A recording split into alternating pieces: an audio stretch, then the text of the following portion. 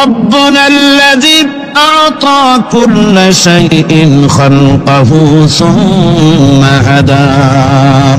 রব হচ্ছেন সেই, আমার প্রভু হচ্ছেন তিনি, যিনি সমস্ত সৃষ্টিকে, সমস্ত মাখলুকাতকে যিনি সৃষ্টি করেছেন, আর সৃষ্টি করার পর তার চলার জন্য পথ তৈরি করে দিয়েছেন। তিনি হচ্ছেন আল্লাহ পাক, যিনি সৃষ্টি করেন আর পথের দিশা দেন। তিনি হচ্ছেন আল্লাহ পাক, তিনি হচ্ছেন রব।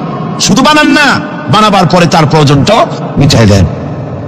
আল্লাহ পাক সেই আল্লাহ বলছেন, খালাকাল ইনসানা আল্লামাহুল বায়ান। তিনি মানুষ সৃষ্টি করেছেন।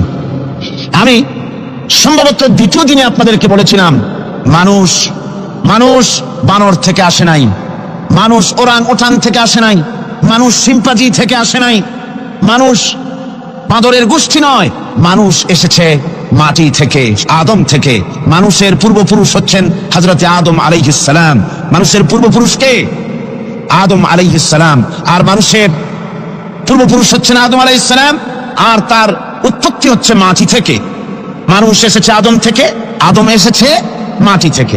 এখন আল্লাহ পাক বলছেন যে আমি হচ্ছি তোমার স্রষ্টা, আমি তোমাকে বানাইছি। কোরআনে কারীমের কথা এভাবে বলছে, কাইফা তাকফুরুনা বিল্লাহি ওয়া কুনতুম আমওয়াতান ফাহিয়াকুম সুম্মা ইউমীতুকুম সুম্মা ইউহয়ীকুম সুম্মা ইলাইহি তুরজাউন।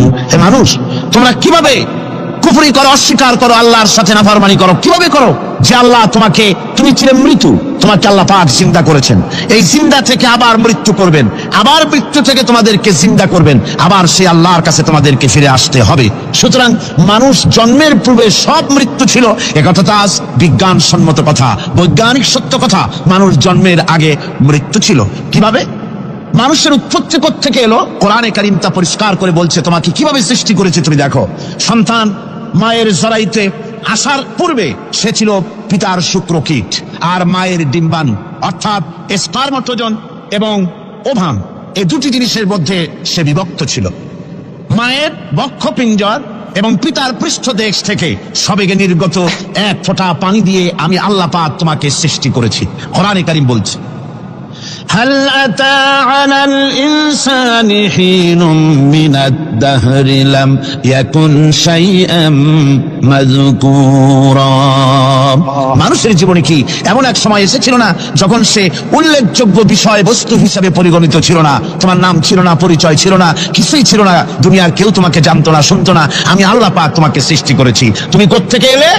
কোরআনে কারীম থেকে তা জেনে নাও। আল্লাহ রাব্বুল আলামিন বলেন, ইন্না খালাকনাকুম মিন তুরাবিন সুম্মা মিন নুতফাতিন সুম্মা মিন আলাকাতিন সুম্মা মিন মুদগা। আমি রাব্বুল আলামিন তোমাকে সৃষ্টি করেছি মাটির উপাদান দিয়ে তৈরি করলাম। মা বাপের পুরুষের স্পার্মাটোজন আর মহিলাদের ওভাম দুটি মিলে মায়ের গর্ভের ভিতরে নাপাক পানি ফোঁটাকে জমাট রক্তে পরিণত করে দিলাম। এই জমাট রক্তকে গোশত বানালাম, কচি কচি হাড় দিয়ে একটা বডির একটা স্ট্রাকচার তৈরি করলাম। তারপরে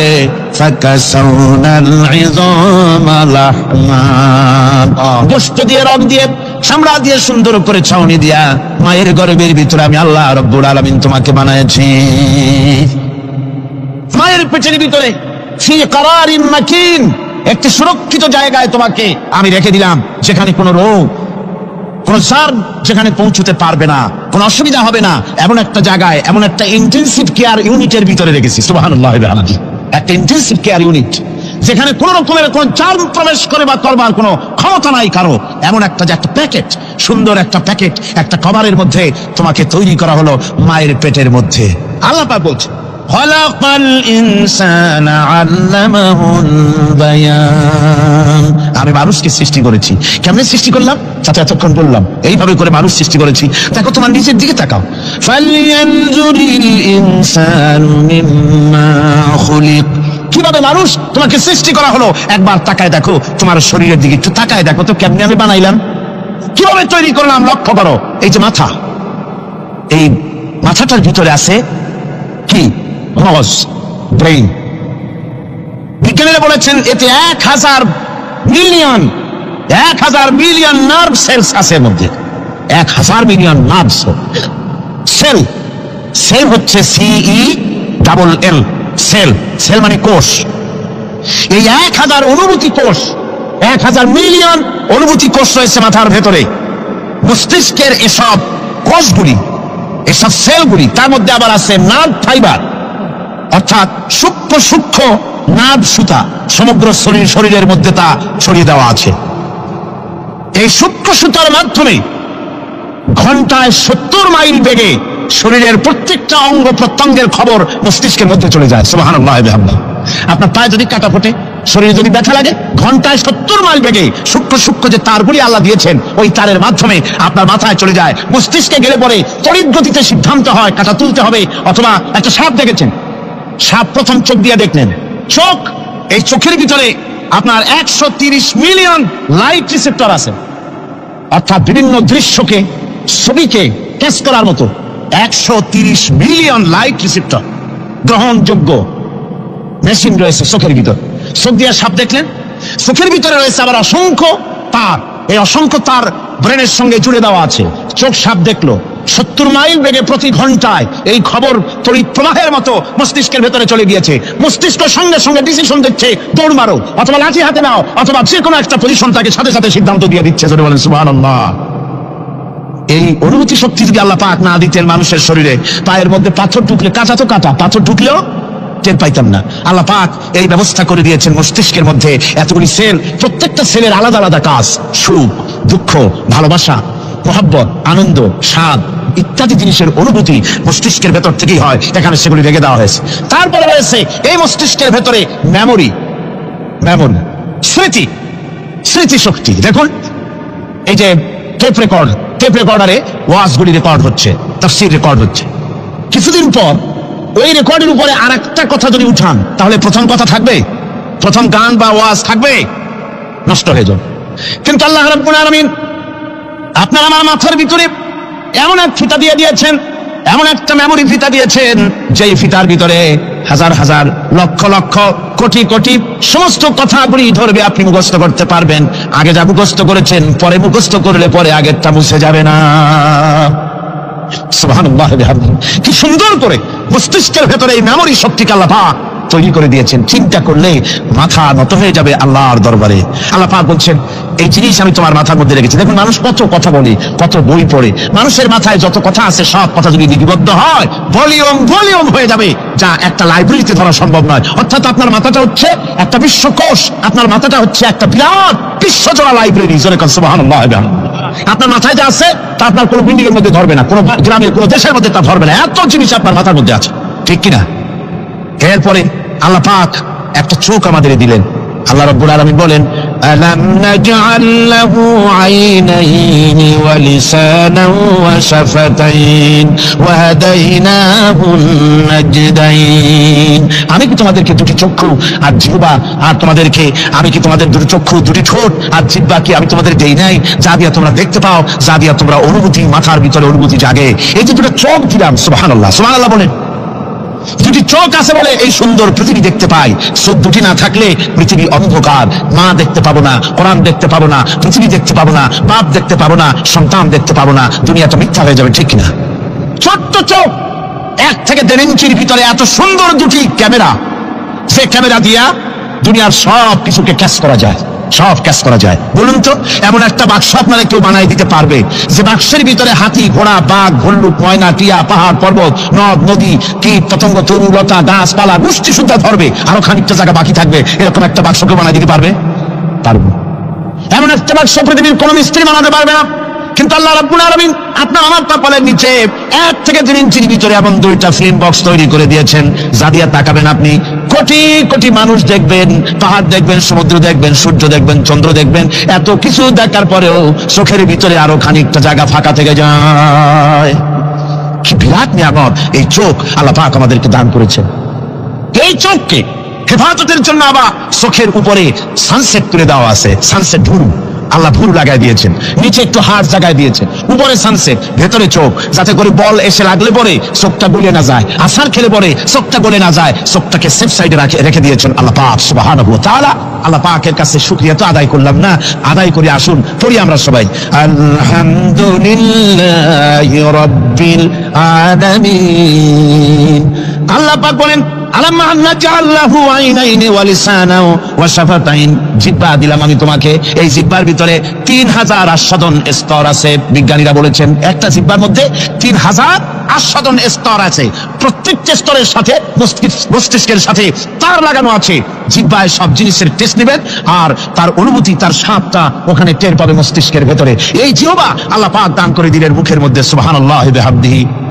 সব রকমের স্বাদ পান না একরকম, জিলাপির স্বাদ একরকম, রসগোল্লার স্বাদ আর এক রকম, ছানার স্বাদ আর এক রকম, বেলের স্বাদ একরকম, তালের স্বাদ আর এক রকম, মুরগির স্বাদ একরকম, খাসির স্বাদ আর এক রকম, লট্টা ফিশের স্বাদ একরকম, শুটকির স্বাদ আর এক রকম, কোরাল মাছের স্বাদ আর এক রকম, শাকের স্বাদ আর এক রকম। হাজার হাজার খাদ্য দ্রব্যের স্বাদ এক জিহ্বা দিয়ে আল্লাহ রব্বুল আলামিন নেওয়ার তৌফিক দিলেন। খলাকাল ইনসান, কি সুন্দর করে মানুষ বানালাম। দেখিস না, শুকরিয়া আদায় করিস না, এগুলি দেখবি আর শুকরিয়া আদায় করবি কি সুন্দর করে আমি আল্লাহ তোমাকে সৃষ্টি করেছি। শুধু তাই নয়, আল্লাহ পাক বলেন, ইয়া আইয়ুহাল ইনসানু মা গাররাকা বিরাব্বিকাল কারীম। ও মানুষ, কোন জিনিস তোমাকে ধোকায় ফেলে দিল তোমার মহান প্রভুর ইবাদত থেকে, গোলামি থেকে? কোন জিনিস তোমার ধোকায় ফেলে দিল? কেন ধোকায় পড়ে গেলে? আল্লাহ রাব্বুল আলামিন তাই বলেন, ইয়া আইয়ুহাল ইনসানু মা গাররাকা বিরাব্বিকাল কারীম। কোন জিনিস তোমাকে ধোকায় ফেলে দিল ওই মহান আল্লাহ রাব্বুল আলামিনের ইবাদত থেকে, গোলামি করা থেকে? কি সুন্দর করে বানালাম। আমার ভাইরা, আমার নিজের জীবনের এক দৃষ্টান্ত আমি প্রায় বলি লোকদেরকে। ছোটবেলায় মাদ্রাসা থেকে বাড়ি ফিরতেছি, তখন গয়নার নৌকা, লঞ্চ নাই, নৌকা। সেই নৌকা বিরাট লম্বা নৌকা, 4-5 জনের দাঁড় বায়, বড় বড় লম্বা লম্বা দাঁড়, শিপ নৌকা, খুব লম্বা নৌকা। এই নৌকাগুলি প্যাসেঞ্জার বহন করে। স্টেশন আসতে পারে, ঢোল পিঠায় মানুষ এসে ওঠে। রাতের বেলায় চলতে হয়, রাতে এগুলো চলতো বেশি, আজকাল এগুলি আর নাই। সেই নৌকার মাঝখানে থাকতো বাঁশপোতা, দুই দিকে মানুষ শোবে, নৌকার দুই দিকে মাথা দিয়ে, একদিকে পা দিয়ে শোবে। ছাত্র জীবন, শুয়ে আছে এরকম করে, কিন্তু পা লম্বা করা যায় না, পা লম্বা করলে আর একজনের বুকের উপরে গিয়ে ওঠে। এভাবে করে পা কতক্ষণ গোটো করে রাখা যায়? কিছুক্ষণ পর মনের মধ্যে চিন্তা জাগলো যে আল্লাহ, হাঁটুতে তো ব্যথা করতেছে, এই হাঁটুগুলি যদি নাট বল্টুর মতো মোড়ায় মোড়াইয়া খোলার সিস্টেম করে দিতে, তাহলে তো এখন কষ্ট হতো না। ঠ্যাংটারে মোড়াইয়া খুলিয়া তারপরে ব্যাগের মধ্যে ভরিয়া বালিশের কাজ হতো, ঠ্যাংও ব্যথা করতো না। ছাত্র হলে যত চিন্তা মাথার মধ্যে আসে, এইসব চিন্তা, কেবলের মধ্যে একটা মুড়ি পেঁয়াজ হলে ভালো হইতো, এইসব চিন্তা করতেছে। চিন্তা করে করে এক ফাঁকে ঘুম এসে গেল। সকালবেলায় নৌকা যখন ফিরেছে স্টেশনে, ঘুম ভেঙে গেল যাত্রীদের চিৎকারে। একজন বলছে আমার মানি ব্যাগ চুরি হয়েছে, আরেকজন বললো আমার হ্যান্ড ব্যাগ গেছে, আরেকজন বলছে আমার ব্রিফ কেস গেছে, চলে নিয়ে গেছে। ওরা তো যার যার হারানো জিনিস নিয়ে ব্যস্ত। আমি তখন তওবা করতেছি যে আল্লাহ, আমার বুদ্ধিমতো যে বুদ্ধি রাত্রে করলাম, এই বুদ্ধিমত্তা যদি মানুষের হাতে এবং কেনুতে থাকতো নাট বল্টুর মতো করে মুড়ি পেঁয়াজ দেওয়া, আর ওইগুলি যদি থাকতো ব্রিফকেসের মধ্যে, হ্যান্ডব্যাগের মধ্যে, তাহলে তো সকালবেলায় শুনতাম কেউ বলতো যে আল্লাহ আমার তো ঠ্যাং চুরি হয়ে গেছে, কেউ বলতো আমার তো হাত চুরি হয়ে গেছে। আল্লাহ আল্লাহ আল্লাহ আল্লাহ আল্লাহু আকবার। আল্লাহ সুবহানাহু ওয়া তাআলা কি সুন্দর করে তৈরি করেছেন। এত হাল তারা মিন ফুতুর, আমার সৃষ্টি নৈপুণ্যতার ভেতরে কোনো ভুল দেখতে পাও? কোনো ভুল পাবে না। আমার সৃষ্টি নৈপুণ্যতার ভেতরে কোনো ভুল নাই। সুবহানাল্লাহি বিহামদিহি, সুবহানাল্লাহি বিহামদিহি। এত সুন্দর করে আল্লাহ সুবহানাহু ওয়া তাআলা মানুষ সৃষ্টি করলেন। খলাকাল ইনসান আল্লামাহুল বায়ান। তিনি মানুষকে কথা বলা শিখিয়েছেন, তিনি মানুষকে সৃষ্টি করেছেন এত সুন্দর করে, চামড়া দিয়ে, সুন্দর করে চোখ দিয়ে, চুল দিয়ে, মুখ দিয়ে, কি সুন্দর করে বানিয়েছেন। সুবহানাল্লাহ। দেখুন, পায়ের তালুর চামড়া একরকম, তলার চামড়া আর এক রকম, বুকের চামড়া একরকম, পিঠের চামড়া আর এক রকম, ঠিক কিনা কর? পায়ের উপরের যে চামড়া, ওই চামড়াটা যদি পায়ের তলায় হতো, 2 দিনও হাঁটা যেত না, প্রতি সপ্তাহে 3 বার করে হাফসুল করা লাগতো। কোন ঠিক কিনা? আল্লাহ সুবহানাহু ওয়া তাআলা যেখানে যেটা দরকার তাই দিয়েছেন। আর ওরা বলে কি, কয় যে আল্লাহ নাই, দেয়ার ইজ নো গড। ছাগল কোথাকার। গ্যাগারিন বলেছিলেন, ইউরি গ্যাগারিন প্রথম মহাশূন্যচারী, মহাশূন্য পরিভ্রমণ করে এসে বললেন যে মহাশূন্যের লক্ষ লক্ষ মাইল পরিভ্রমণ করে এলাম, মহাশূন্যে হিন্দুরা যাকে ভগবান বলে, খ্রিস্টান যাকে গড বলে, মুসলমানেরা যারা আল্লাহ বলে, এই লক্ষ লক্ষ মাইলের কোন জায়গায় অস্তিত্ব দেখলাম?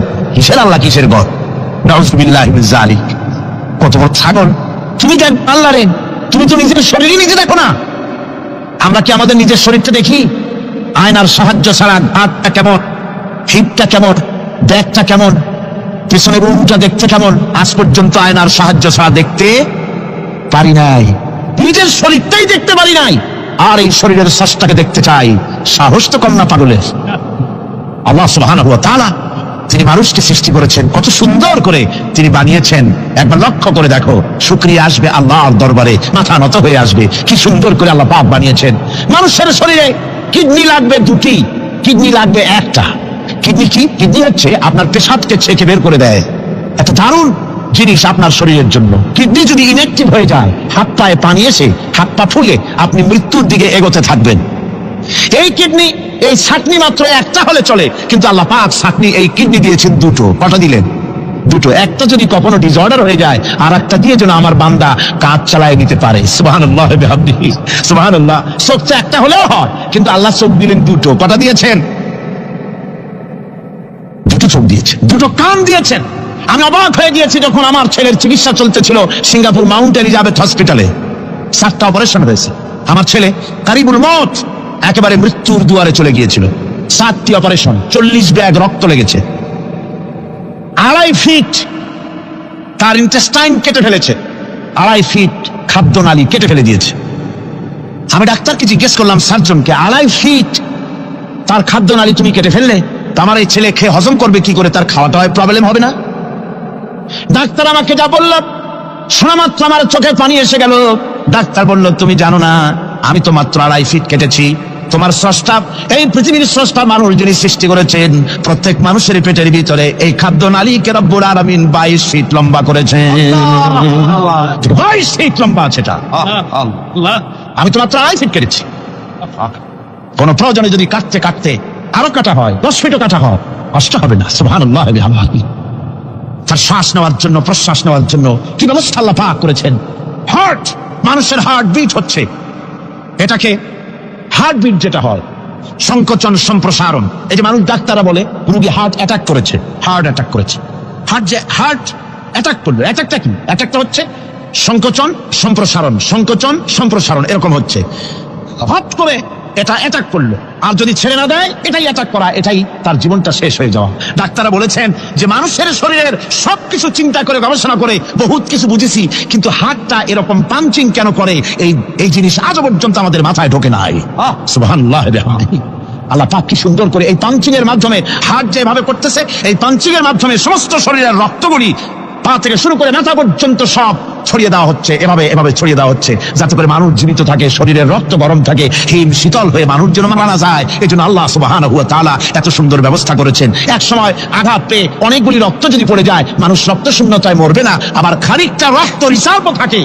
আল্লাহ পাক রিজার্ভ করে রাখেন। স্পঞ্জের ভিতরে পানি থাকলে উপর থেকে টের পাওয়া যায়, ওরকম খানিকটা রক্ত আল্লাহ শরীরের ভিতরে রিজার্ভ করে গেছেন। এই জন্য বড় বড় ডাক্তাররা, বড় বড় ডাক্তার, বড় বড় বিজ্ঞানী কখনোই নাস্তিক হয় না।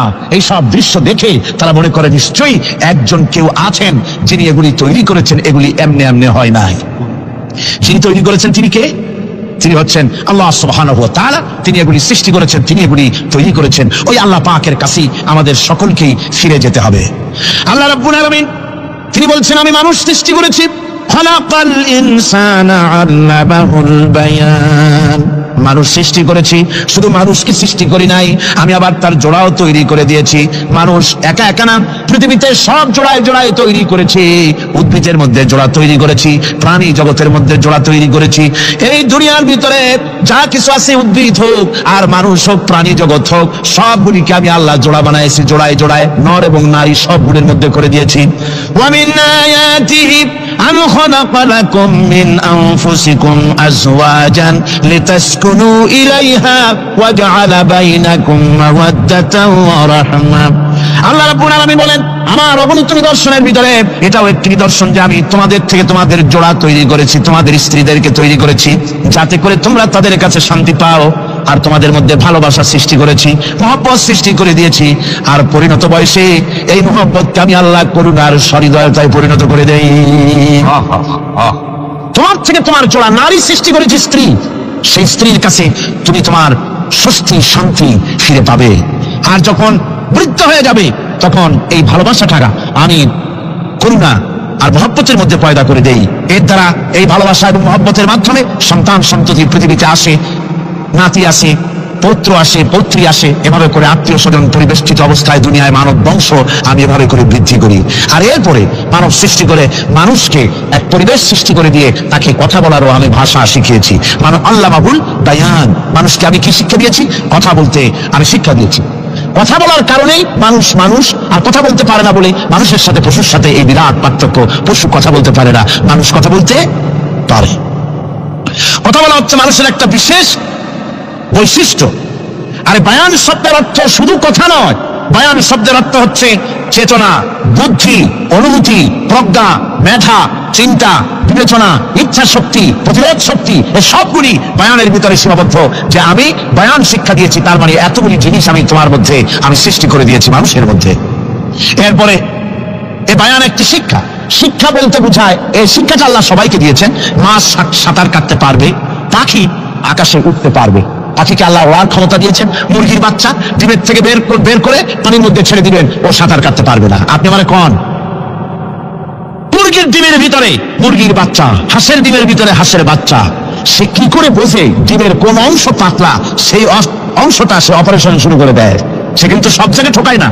ওই ডিমের পর্দার ভিতরে একটা অংশ আছে পাতলা, সামান্য পাতলা, সেই পাতলা অংশ সে ঠুক করে একটুখানি অপারেশন করে, পর্দাটা ফেলে যায়, সেখান থেকে সে বেরিয়ে আসে। কে শিখালো যে এই জায়গায় ঠুক করে আওয়াজ কর বেরোতে পারবি? কে শিখালো?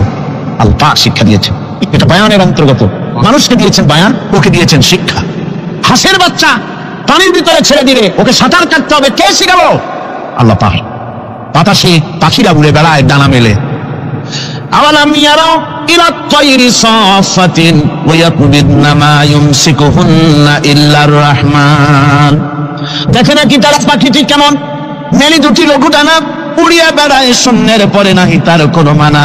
আবার সে ডানা গুটাইয়া চলে কিন্তু পড়ে না তবু, বলকে বা তারে শূন্যে রাখিছে ভিন্ন সে এক প্রভু। প্লেনের মতো, এরোপ্লেনের মতো, দেখছেন না পাখিগুলি এরকম করে ওড়ে। আবার কখনো উঠতে গিয়ে আর ডানা তোলায় না, দুটো ডানা শরীরের সাথে মিশাইয়া একেবারে রকেটের মতো উড়ে চলে যায়, কিন্তু পড়ে যায় না।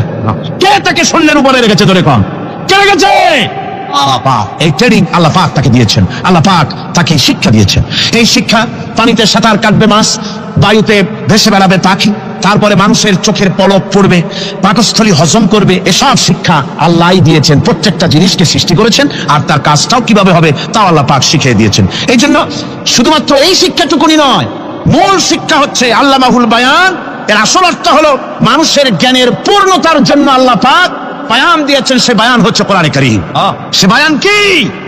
কোরআন। এই কোরআন হচ্ছে মানুষের জ্ঞানের পূর্ণতা। কোরআন দিয়ে মানুষের জ্ঞান পরিপূর্ণ হয়। ওমা উতীতুম মিনাল ইলমি ইল্লা কলিলা। তোমাদেরকে খুব সামান্যতম জ্ঞান দেওয়া হয়েছে। আসল জ্ঞানের মালিক কে?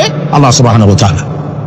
আল্লাহ রাব্বুল আলামিন বলেন, আশ-শামসু ওয়াল কমারু বিহুসবানি ওয়ান নাজমু ওয়াশ-শাজারু ইয়াসজুদান। সূর্য এবং চন্দ্র একটা বিরাট একটা হিসাবের অনুসরণে বাধ্য। সূর্য আর চন্দ্র একটা হিসাবের অনুসরণে বাধ্য। এর ব্যতিক্রম হওয়ার কোনো উপায় নাই। সূর্য এবং চন্দ্র তার আপন আপন কক্ষপথে ঘুরবে। ইচ্ছে মাফিক সূর্য চন্দ্র ঘুরতে পারবে না। 12টার সময় সূর্য এসে বলতে পারবে না, বেটা রাত ছড়, আমি এখন উদিত হব। পারবে না।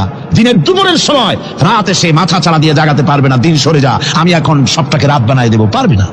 চন্দ্র এবং সূর্য একটা নির্ধারিত একটা হিসাবের অনুসরণে তারা রয়েছে। আর এই হিসাবের নিয়ম, কঠোর হিসাবের নিয়মতান্ত্রিকতার ভেতরে থাকার কারণেই মানুষের জন্য চন্দ্রমাস, বছর ইত্যাদি গণনা মানুষের জন্য আল্লাহ সহজ করে দিয়েছেন। আল্লাহ পাকের নবীর কাছে জিজ্ঞাসা করা হচ্ছে, ওয়ায়াসআলুনাকা আনিল আহিল্লাম।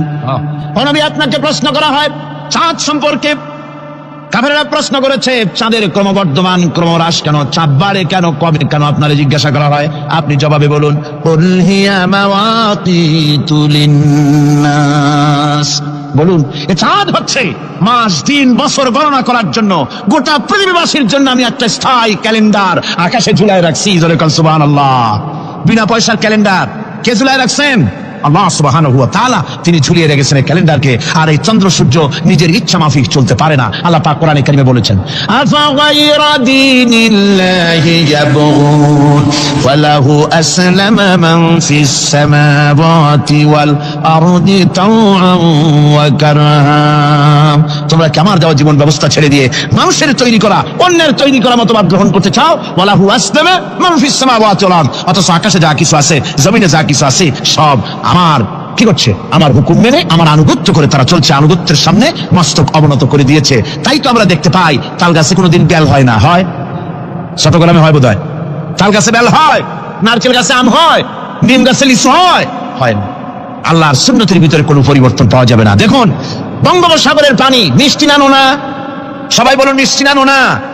বঙ্গোপসাগরের নোনা পানি জোয়ারের টানে এই বঙ্গোপসাগরের নোনা পানিগুলি পদ্মা মেঘনা যমুনার ভিতরে প্রবেশ করে মিষ্টি পানির ভিতরে। আবার ভাটির টানে পদ্মা মেঘনা যমুনার পানিগুলি, মিষ্টি পানিগুলি নোনা পানির মধ্যে গিয়া ঢোকে। মাঝখানে কোনো পার্টিশন নাই। নোনা পানি মিষ্টি পানির এলাকাকে নোনা বানাতে পারে না, আবার মিষ্টি পানিগুলি গিয়া নোনা পানিগুলিরে মিষ্টি বানাইতে পারে না। কার হুকুম পালন করে? কার হুকুম? والنجم والشجر يسجدان والسماء رفعها ووضع الميزان। তারকা বৃক্ষরাজি সব সেজদায় রত। তারাই সেজদা দেয় কারে? কারে সেজদা দেয়? চাঁদ সেজদা করে কাকে? সূর্য করে কাকে? গাছপালা করে কারে? আল্লাহ পাককে সেজদা করে সবাই। সমস্ত সৃষ্টি জগতের কাজ হলো তিনটা। সৃষ্টি জগতের কাজ কয়টা? তিনটি কাজ। একটা কাজ হচ্ছে সৃষ্টি জগৎ মহান আল্লাহর উদ্দেশ্যে সিজদা করবে, তার হামদ করবে, তার তাসবিহ করবে। তিনটা কাজ, সিজদা করবে, হামদ করবে, তাসবিহ করবে। এই তিনটা কাজ হচ্ছে সৃষ্টি জগতের। গোটা পৃথিবীর সবকিছু আল্লাহ পাককে সিজদা করছে। কোরআনে কারীমে রব্বুল আলামিন বলেন, وَلِلَّهِ يَسْجُدُ مَن فِي السَّمَاوَاتِ وَالْأَرْضِ طَوْعًا وَكَرْهًا وَظِلَالُهُم بِالْغُدُوِّ وَالْآصَالِ। আল্লাহ পাক বলেন, আকাশে যা কিছু আছে, জমিনে যা কিছু আছে, সব কিছু আমার সিজদা করে। এমনকি গাছগুলি, গাছ আমার সিজদা করে। গাছগুলি সকাল বেলায়, গাছের ছায়া সকাল বেলায় আর বিকাল বেলায় নিজের ছায়া লম্বা করে দিয়ে আমার সামনে সিজদায় পতিত হয়ে যায়। গাছগুলি আমাকে সিজদা করে, তারকা সমূহ, চন্দ্র সূর্য সব আমাকে সিজদা করে। ওয়ালিল্লাহি ইয়াসজুদু মা ফিস সামাওয়াতি ওয়া মা ফিল আরদ মিন দাব্বাতিন ওয়াল মালাইকাতু ওয়া হুম লা ইস্তাকবিরুন। আকাশ এবং জমিনে যা কিছু আছে আমার সিজদা করে। আমার সিজদা থেকে কেউ অহংকার করে না, অহমিকতা করে না। আমার সিজদা থেকে কেউ ফিরে যায় না, সবাই আমাকে সিজদা করে। সুতরাং মানুষ, আমার দরবারে সিজদায় মাথা নত করে দাও। সবগুলি আমার সামনে সিজদা করতেছে। আলাম তারা আন্নাল্লাহা ইয়াসজুদু লাহু মান ফিস সামাওয়াতি ওয়া মান ফিল আরদ ওয়াশ শামসু ওয়াল কামারু ওয়ান নুজুমু ওয়াল জিবালু ওয়াশ শাজারু ওয়াদ দাওয়াবু ওয়া কাসীরুম মিনান নাস। আল্লাহ পাক বলছেন, আকাশ এবং জমিনে যা আছে সব আমাকে সিজদা করছে। চাঁদে, সূর্যতে, গাছপালায়, পাহাড় পর্বতে সবকিছু, সমস্ত প্রাণী জগৎ পর্যন্ত, চতুষ্পদ জন্তুগুলি পর্যন্ত আমি আল্লাহকে সিজদা করে। সুবহানাল্লাহ। আমার বন্ধুগণ, এরপরে সর্বশেষ আমি শেষ করে এনেছি আর মাত্র দুটি আয়াত আপনাদের সামনে বলে আমরা যাব আকর্ষণীয় মুনাজাতের দিকে ইনশাআল্লাহ। সবাই বলেন ইনশাআল্লাহ। আল্লাহ রাব্বুল আলামিন এবার বলেন, ওয়াল আরদা ওয়াদাহা লিল আনাম ফিহা ফাকিহাতু ওয়ান নাখলু যাতুল আকমাম। আল্লাহ পাক বলছেন, পৃথিবীকে তিনি সমস্ত সৃষ্টির জন্য এই পৃথিবী বানিয়েছেন। আনাম, আনাম শব্দের অর্থ হচ্ছে জীব, জানদার। যত জানদার আছে সমস্ত জানদারদের জন্য আল্লাহ পাক এই পৃথিবীকে বানিয়েছেন। অর্থাৎ যাদের প্রাণ আছে, প্রাণী সময়ের জন্য আল্লাহ যা সৃষ্টি করেছেন সেটা হলো এই পৃথিবী। এই পৃথিবী ছাড়া অন্য কোথাও কোন প্রাণী বসবাসের উপযোগী করে আল্লাহ তৈরি করেন নাই। এই পৃথিবীটাকে আল্লাহ পাক প্রাণীদেরকে বসবাসের উপযোগী করে তৈরি করেছেন। তারপরে বলছেন, পৃথিবীতে তৈরি করলাম, এরপরে আমি তাদের সমস্ত খাবার দাবারের ব্যবস্থাও করেছি। খেজুরগুলিকে আমি প্যাকেট করে তোমাদের সামনে দিয়েছি, আচ্ছাদন দিয়ে দিয়েছি। খেজুরের কথা এখানে বলা হয়েছে। শুধু খেজুর খেজুর নয়, খেজুর, আঙ্গুর, বেদানা, আপেল, যত খাবার আমাদের সামনে আল্লাহ দিয়েছেন সমস্ত খাবারগুলি প্যাকেট করা। জোরে বলেন কি করা? প্যাকেট করা। কি মহব্বত করে আল্লাহ দিয়েছেন। কলা বলেন, তাল বলেন, বেল বলেন, সব খাবারগুলিকে আল্লাহ পাক প্যাকেট করে মানুষের সামনে হাজির করেছেন। কারণ ওয়ালাকাদ কাররামনা বানি আদমা, যেহেতু আদম সন্তানকে আমি সম্মানিত করেছি, তাই আদম সন্তানের সামনে মাত্র সম্মানিত মেহমানের সামনে যত খাবার দিলাম সব খাবারগুলিকে আমি গুছিয়ে সুন্দর করে সাজিয়ে আমি কভার করে তোমার সামনে পেশ করেছি। ওয়াল হাব্বুল আসফি ওয়ার রাইহান, এরপরে দানা দিয়েছি, ভুসি দিয়েছি। দানা হচ্ছে মানুষের খাবার, ভুসি হচ্ছে পশুর খাবার। এই মানুষের খাবার, পশুর খাবার সবকিছু আমি পরিবেশন করেছি। এরপর আল্লাহ বলছেন ফাবিআইয়ি আলা'i রাব্বিকুমা তুকাযযিবান, পড়েন ফাবিআইয়ি আলা'i রাব্বিকুমা তুকাযযিবান। আল্লাহ পাক বলছেন কোন নিয়ামতকে তোমার প্রভুর কোন নিয়ামতকে অস্বীকার করতে পারো? আল্লাহর কোন নিয়ামতকে অস্বীকার করতে পারবে না। এভাবে হাজারো নিয়ামত দিয়ে আমি তোমাদেরকে সমৃদ্ধ করেছি। সূরা আর রহমান একেবারে শেষ পর্যন্ত আল্লাহর এই সমস্ত নিয়ামত দিয়ে ভরা, নিয়ামতের কথা দিয়ে, রহমতের কথা দিয়ে ভরা। সুবহানাল্লাহি ওয়া বিহামদিহি। এই কোরআন, যে কোরআন আল্লাহ আমাদের শিক্ষা দিলেন, এই কোরআন অনুযায়ী দয়া করে যে কোরআন দিলেন, যাতে অর্থনীতি আছে, সমাজনীতি আছে, রাজনীতি আছে, যাতে মানুষের পারিবারিক জীবন আছে, সবকিছু যে কোরআনে আছে, এই কোরআন দিয়ে রাসূলুল্লাহ একটা সমাজ তৈরি করেছিলেন যেখানে চুরি ছিল না, ডাকাতি ছিল না, জেনা ব্যভিচার ছিল না। ওরকম একটি সমাজ বাংলাদেশে প্রতিষ্ঠিত হোক, এটা কি আপনারা চান? কারা কারা চান? দেখতে চাই। কোরআনে কারিমে হযরত হুদ আলাইহিস সালামের ঘটনা আল্লাহ রাব্বুল আলামিন এভাবে এনেছেন, তাম এলাকার মানুষ তার বিরুদ্ধে ক্ষিপ্ত হয়ে গিয়েছে। সমাজের লোক, রাষ্ট্রশক্তি হযরত হুদ আলাইহিস সালামের উপর অত্যাচারের পাহাড় ভেঙে দিয়েছে। হযরত হুদ আলাইহিস সালাম একা মানুষ, সমাজের রাষ্ট্রশক্তির এই দুর্বিসন্ধি আর ষড়যন্ত্রের চ্যালেঞ্জ তিনি গ্রহণ করলেন। আর তিনি বললেন, তিনি যেটা বললেন আল্লাহ পাক কোরআনে তা কোট করে দিলেন। দুনিয়ার সমস্ত ইসলামী আন্দোলনের কর্মীদের জন্য আল্লাহ পাক কোট করে দিলেন, সমস্ত মুমিনদের জন্য তা উল্লেখ করলেন। হুদ আলাইহিস সালাম তিনি জাতিকে বললেন, ফাকিদুনি জামিআন তুম্মা লা তুনদিরুন, তোমাদের যত ক্ষমতা আছে সমস্ত ক্ষমতা নিয়ে আমার বিরুদ্ধে তোমরা ষড়যন্ত্র করো, আর আমাকে এতটুকু অবকাশ দিও না। আমি সেই আল্লাহ রাব্বুল আলামিনের উপরে ভরসা করেছি, যার কুদরতি হাতের ভিতরে আমার জান, আর গোটা পৃথিবীর সমস্ত প্রাণীর জান যার কুদরতি হাতের মধ্যে, যার হাতের ভিতরে গোটা পৃথিবীর সমস্ত জান, সে আল্লাহর উপরে ভরসা করেছি। যা খুশি তোমরা আমার বিরুদ্ধে করতে পারো। সুবহানাল্লাহি ওয়া বিহামদিহি। এটার নাম হলো ঈমান, এটার নাম সবর, এটার নাম ধৈর্য। এই ধৈর্য আসে ঈমানে কামেল হলে পরে এবং আল্লাহর উপরে পরিপূর্ণ বিশ্বাস হলে পরে। যদি কারো দিনের মধ্যে কথা বিশ্বাস থাকে যে আমার জন্য আল্লাহর পক্ষ থেকে যদি কোনো বুলেট নির্ধারণ করা থাকে, গোটা বিশ্ব যদি আমাকে পাহারা লাগায়, ওই বুলেট থেকে আমাকে বাঁচাইতে পারবে না।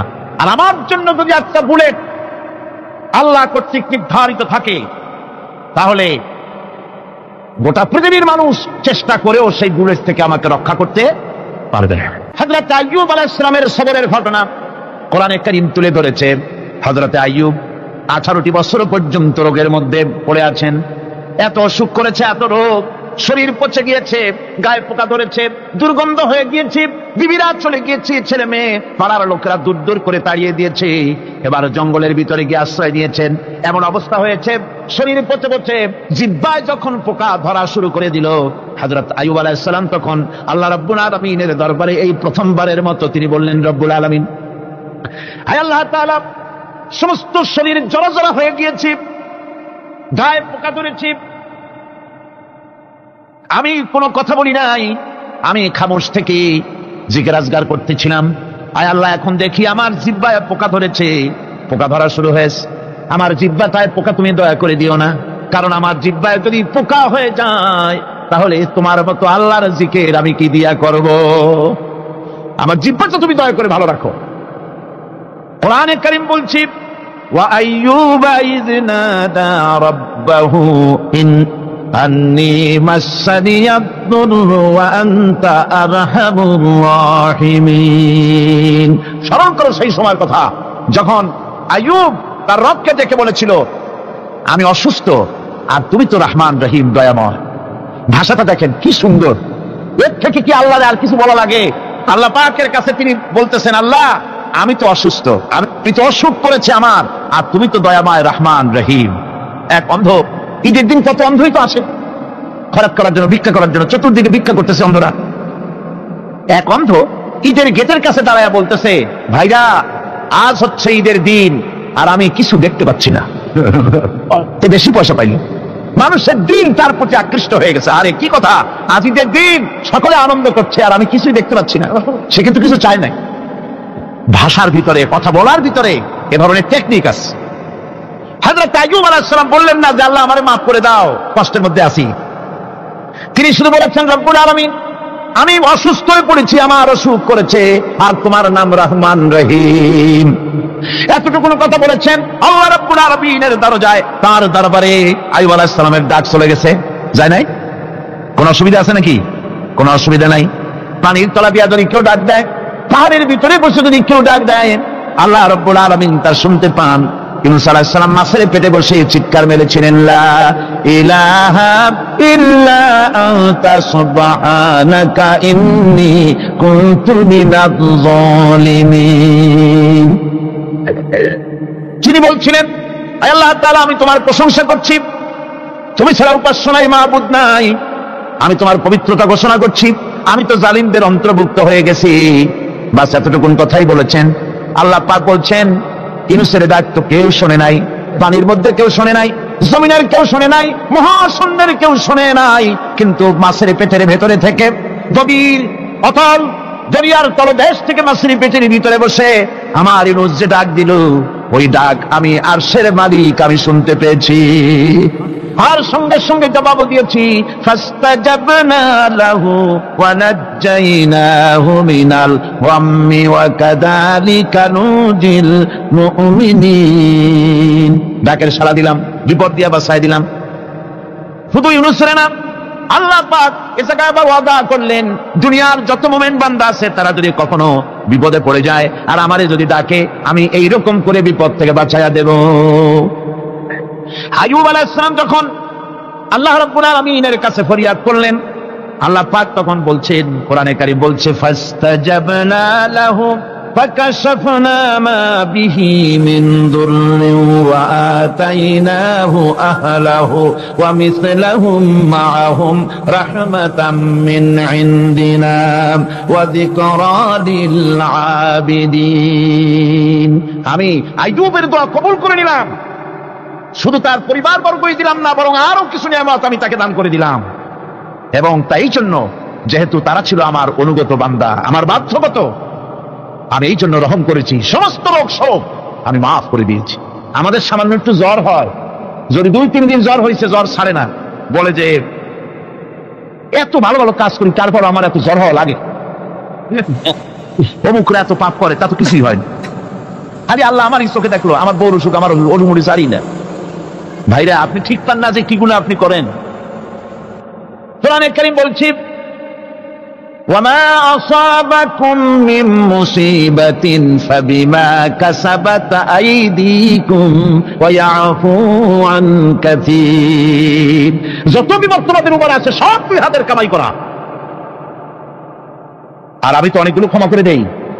তোমরা যত পাপ করো, আকাম করো, সবগুলির শাস্তি যদি দুনিয়ায় দিতাম, সাহস করার সময় পেতে না। অসুখ হলেই অধৈর্য হয়ে যেও না, ধৈর্য ধরো। আল্লাহ পাক বলেন, শুধু আইয়ুব নয়, ওয়া ইসমাঈল ওয়া ইদরিস ওয়া দাল কিফলি কুল্লুম মিনাস সাবিরিন। এইভাবে করে ইসমাঈল, ইদরিস, জুলকিফল সবাই ছিল ধৈর্যশীল। জোরে সুবহানাল্লাহ। ধৈর্যের চরম পরাকাষ্ঠা ছিলেন তিনি। কোরআনে কারীম নবীদের এই কথাগুলি আমাদের শোনাচ্ছেন। হযরত ইয়াকুব আলাইহিস সালাম কলিজার টুকরা সন্তান, হযরত ইউসুফ আলাইহিস সালামের জন্য তার মনটা পাগল ছিল। এত সুন্দর করে আল্লাহ তারে বানাইছিলেন, এত তিনি ছিলেন সৌন্দর্যের পিরামিড, যারে দেখলে চোখ ফিরানো যায় না, এমন সুন্দর সুপুরুষ, যারে দেখি সেই যুগের সুন্দরী যুবতী মেয়েরা রূপের মোহে পড়ে নিজেদের আঙ্গুলগুলি কেটে ফেলে দিয়েছিল। রূপের মোহে এমন অবশ হয়ে গেছে, আঙ্গুল কেটেছে, হাত কেটেছে, টের পায় নাই। আবার ভুল বুঝবেন না, দুনিয়ার সেরা সুন্দর পুরুষ ইউসুফ আলাইহিস সালাম, তা কিন্তু রাসূলের চাইতে বেশি নয়।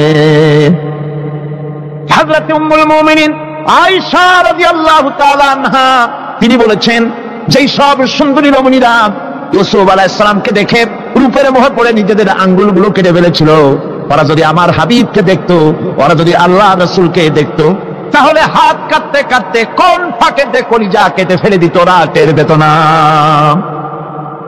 আবার বন্ধুগণ, হযরত আইয়ুব আলাইহিস সালাম সন্তানের মায়া, অন্যান্য ভাইরা হিংসায় পড়ে গেল, তারা নিয়ে তাকে কুয়ায় ফেলে দিল। সেখান থেকে তারা একটা ছাগল বা কোনো পশু জবাহ করে তার রক্ত মাখাইয়া জামা এনে হাজির করে দিল হযরত ইয়াকুব আলাইহিস সালামের সামনে, যে তারে নিয়ে খেলা করতে গিয়েছিলাম, আমরা খেলায় লিপ্ত ছিলাম, বাগে খেয়ে ফেলাইছে। এগুলি কি গপ্প? এগুলি কি কোরআন? আল্লাহ পাক শোনাচ্ছেন, বিশ্ববাসীকে শোনাইছেন। সূরা ইউসুফের চাইতে এত সুন্দর উপাখ্যান গোটা পৃথিবীতে আর নাই। সুবহানাল্লাহ। অনেকে ইউসুফ জুলাইখার কিসসা খুব মজা করে পড়ে, ফুর্তি করে, প্রেমের গল্প পড়ে। এটা কোনো প্রেমের গল্প নয়। ইউসুফ আলাইহিস সালাম, জুলাইখা ইউসুফ আলাইহিস সালামের জন্য কাঁদতে কাঁদতে চোখকানা হয়ে গেছে। এরপর ইউসুফ আলাইহিস সালাম জুলাইখারে পাওয়ার জন্য পাগল হয়ে গেছে। নাউজুবিল্লাহ, এটা হয়নি কখনো। তিনি আল্লাহর পয়গম্বর, আর আল্লাহ কেমনে তারে বাঁচিয়েছেন? যখন জুলাইখা ঘরের ভিতরে সুন্দর করে যৌন উন্মাদনামূলক চিত্র অঙ্কিত করে ঘরের মধ্যে আটকায় দিয়েছে, তালা লাগায় দিয়েছে, আর নিজে যৌন উদ্দীপক কাপড় চোপড় পরেছে না পরার মতোই। সে যুগের সুন্দরী মেয়ে জুলাইখা, তার কুপ্রবৃত্তিকে চরিতার্থ করার জন্য আহ্বান করা হয়েছে। হযরত ইউসুফ আলাইহিস সালাম লক্ষ্য করে দেখলেন এমন জায়গায় এখান থেকে পালাবার তো পথ নাই, দরজা বন্ধ করে দিয়েছে। তিনি শুধু তখন কেবলমাত্র আল্লাহ রাব্বুল আলামিনকে ভয় করলেন। আল্লাহকে ভয় করে আল্লাহর নাম নিয়ে যখন তালাবদ্ধ দরজার দিকে দৌড় দিয়েছেন, আল্লাহ রাব্বুল আলামিন আপন কুদরতে তালাগুলি খুলে দরজা তার জন্য উন্মুক্ত করে দিলেন। ইউসুফ আলাইহিস সালামকে ফালাই দিয়ে এভাবে করে কাপড় এনে দিল তার সামনে, রক্তমাখা কাপড়। হযরত ইয়াকুব আলাইহিস সালাম সন্তানদের মুখে কাহিনী শুনে তিনি কি বললেন? কোরআনে কারীম তা কোট করেছে। তিনি চিক দিলেন না, ফাল দিলেন না, ফিট হয়ে পড়লেন না। তিনি বললেন, কলিজার টুকরা সন্তান তার মরার খবর শুনেছেন। তিনি বললেন কি? ফাসাবরুন জামিলুন ওয়াল্লাহুল মুস্তাআনু আলা মা তাসিফুন। আর উত্তম সবর অবলম্বন করব। তোমরা যে কাহিনী রচনা করেছো এর বেলায় আমি আল্লাহর কাছে সাহায্য চাই, আর উত্তম সবর অবলম্বন করব। আমার ভাইয়েরা, 11 ভাই মনে করেছিল ইউসুফ আলাইহিস সালামকে মরণ কুয়ায় ফেলাই দিছি। তারা তো ঠিক পায় নাই এটা মরণ কুয়া না, এটা হচ্ছে একটা সুড়ঙ্গ, যাকে ইংরেজিতে বলে টানেল। এটা এমন একটা সুড়ঙ্গ, ওরা মনে করেছে মরণ কুয়া, কিন্তু আল্লাহ রাব্বুল আলামিন এই কুয়াতে এমন বানালেন, ওরা একদিকে ফেলাই দিল মরণ কুয়ায়, এই কুয়ার আর এক মুখ দিয়া আল্লাহ রাব্বুল আলামিন ইউসুফ আলাইহিস সালামকে নিয়ে মিশরের সিংহাসনে বসায়া দিলেন। এটা মরণ কুয়া নয়, এটা রাজ সিংহাসনে বসার সুড়ঙ্গ পথ। ইউসুফ আলাইহিস সালাম আজ প্রেসিডেন্ট, সুবহানাল্লাহ, প্রেসিডেন্ট হয়ে বসে আছেন।